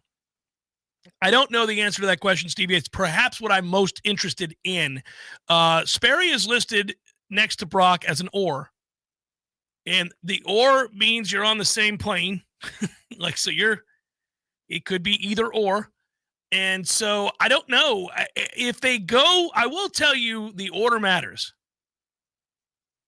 If Sperry comes in as the second man up, get ready to see Brock take it on down the road. Well, that would be an important decision in a couple of ways. Number one, it signals things, very important things. Number two, I'd be looking at the press conference to see if they couch that and say that Brock is still coming back from some sort of injury, and so that's why they got Sperry in their second.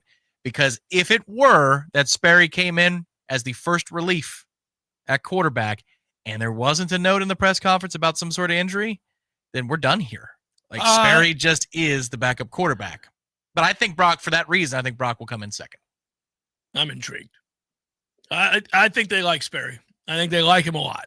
I'm just going to put it that way. So we'll see. I don't know what the answer is. That's where maybe had we been at camp, it'd be a little easier to answer. You know, I mean, but I know he missed some time. But later on, how did the reps get? That's where last year we were asked about.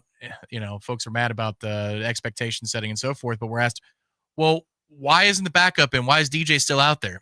Folks, if you watched camp, which unfortunately you couldn't, but we could, that's one thing that I think we all agreed on. It wasn't close. No, it wasn't close, and which was a problem in retrospect. Well, and you had Kromenhoek out there, and I mean, and he wasn't ready. I mean, you could see that. Now, you wonder what his career might have done if Kentron catches the ball on the road. It's a dime. It was that. Kind of a big moment. Yeah. For his tenure at Florida State. There it was. Well, and we could have won the game. Sayonara. That was a toughie. Yeah. But then maybe Gus doesn't come here, and there's a lot of stuff about last year that we're not going to get mired down in right now. It's third down, Tom. Third down, facet of the defense that you are going to be watching. It doesn't have to be a player. It could be a thing. Probably the secondary to see who plays. How deep do they go? Yeah, they went deep last week. They sure did. I'll tell you what. I like watching that defense play. That's one thing. I don't care who's out there. I like watching them play. They fire. They are not afraid to hit you. They trigger to a man. And Earl Little he's a dude. That was a thunderous hit on the play before the touchdown that I think sent a message to Ryan Williams that lingered for the whole game. Well, yes, we had back-to-back plays there. So Barker was the one that had the hit on that set up first and goal, and then Earl had the first and goal hit. Yeah. So you got back-to-back plays from different dudes enforcing their will. You saw the footage this week, and Tony was talking about it, him firing in there and blowing up the offensive lineman. Yeah, I built that one. That offensive lineman had to feel like a fool. Yeah. That's a 180-pound man just beat your ass. That's correct. You want to get your pads lower, brother. That was tough. Fourth down, these games are tough for this reason. Yeah. So I'll ask this question. Is there anything Florida State could do tomorrow that would exceed your expectations or make you more excited about what they are? Yeah, I think if they continue to play with that kind of intensity on defense when the game is a runaway, then yes, I would be more impressed. It's human nature to let your guard down when it's 37-7. If they're still flying around hitting people, it is a group from top to bottom that is all bought in, and that's just business. That's the way they play. So that would be the one. That would be interesting. What about you? Not usually a bounce back question. Maybe on account of the coughing here. Let's see. For me, no. What I'm asking you is, would there be anything that you're like, oh my goodness? Because it was hard for me to think about that, but that would. It's hard to know because SMU just pummeled them on the offensive line, so I don't know how much you can learn. But it sure would be nice to see Lucas Simmons and a couple of younger offensive linemen go out there and go on some drives now. 5 yards a carry without explosive plays. Like you just see consistent winning because you got to start small. With that second group, you got to start small. We have been conditioned by Herb Hand and Gus Malzahn to look at Jake Rizzi as a glorified starter who just didn't get the snap count last week. And then after that, they're not enthused. So let's start building that enthusiasm. That's what I'd like to watch. Find somebody. Yeah, that's fair. Find somebody. Got to. Our thanks in the red zone, as always, to our friends at Artisan Financial Strategies. Again, 30-plus years of experience, world-class resources, Artisan Financial Strategies. Check them out and give them a call. Many of you already have. That's a good thing. We got to do probables now, don't we? It's already time. How'd we get here? This thing has flown past. Let's cue it up, good sir. It's time for, how you say, with the pitching, probables? They're already in the 5th in Chicago, and they're going to be drinking at the Cubby Bear soon. 5th? It's 8-2 Chicago. I bet many have already made their way to the Cubby Bear. Have you been to the Cubby Bear? Wrigley's on the list. That might be a next year thing for me. Wrigley's awesome. Wrigleyville is fun. And going across the street to the Cubby Bear. I can now say Pittsburgh. Colorado, Pittsburgh, Fenway Park. Beautiful Fenway. Awesome, yeah. Fenway's a charming sort of like, this is a little slice of Americana right here. Garbage-ass Yankee Stadium. Been there. Sorry-ass stadium. Nationals Cubs is 8-2 Cubs. They're doing well. That was Javier Assad and Jake Irvin. Mets Reds 6:49. David Peterson will go. Andrew Abbott will go for the Reds. Must have for the Reds, who are 5 back of you, something like that. I think it's 5. Yeah. White Sox Tigers. Shane Smith, Jack Flaherty. Only Flaherty. Buccos. Doesn't get easier. They go from sweeping the Dodgers to taking on the Brewers, who've been great this year, and they're going to face one of their former pitchers, who we gave away for nothing. Quinn Priester was a Bucco. He's been great. He's 11-2 with a 3-2. Good job, Pittsburgh. Good job, Robert Nutting. Ass face.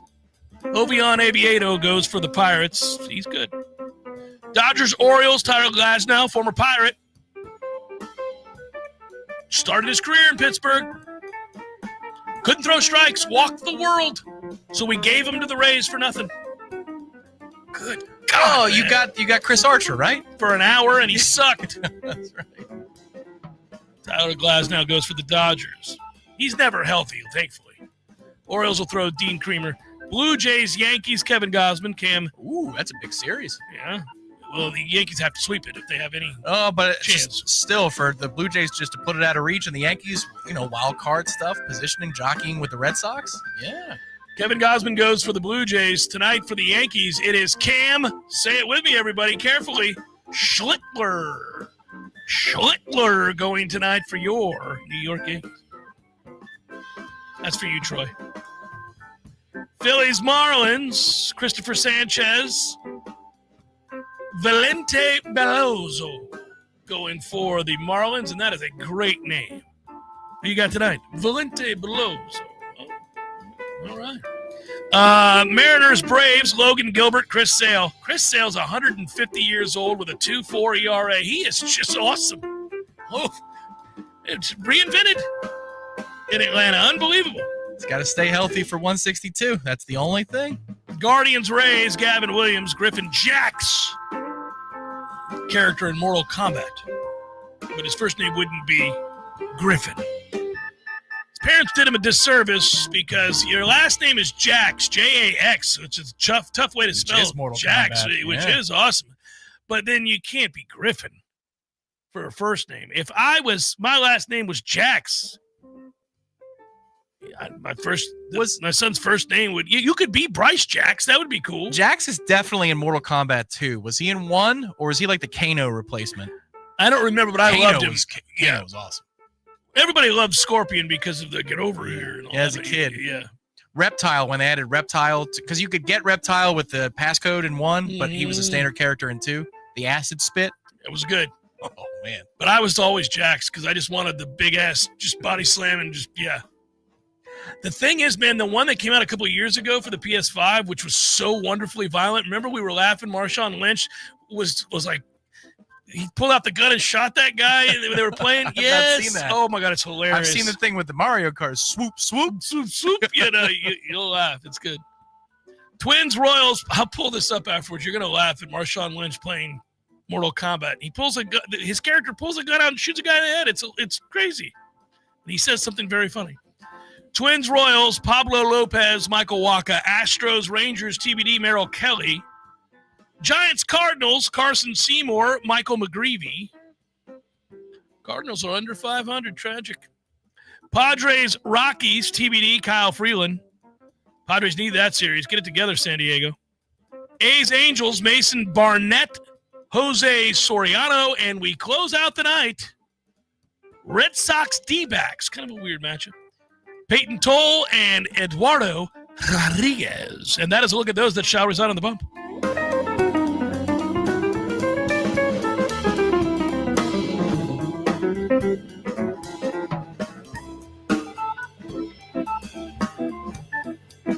Can I interest you in a beverage, sir? Feels like somebody should come up and say that.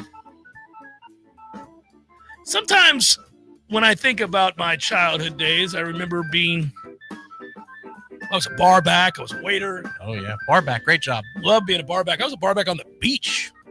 Yeah. It was beautiful. A lot of great sights back in the day. St. Pete Beach, bar backing.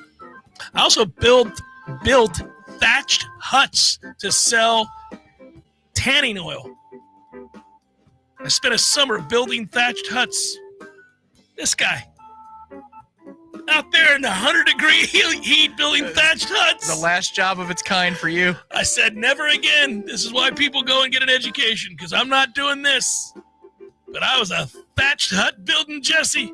Me and my buddy Jason.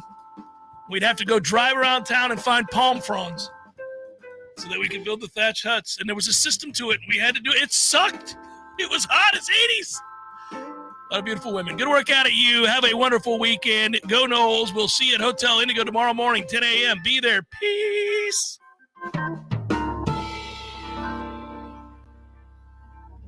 Bend over.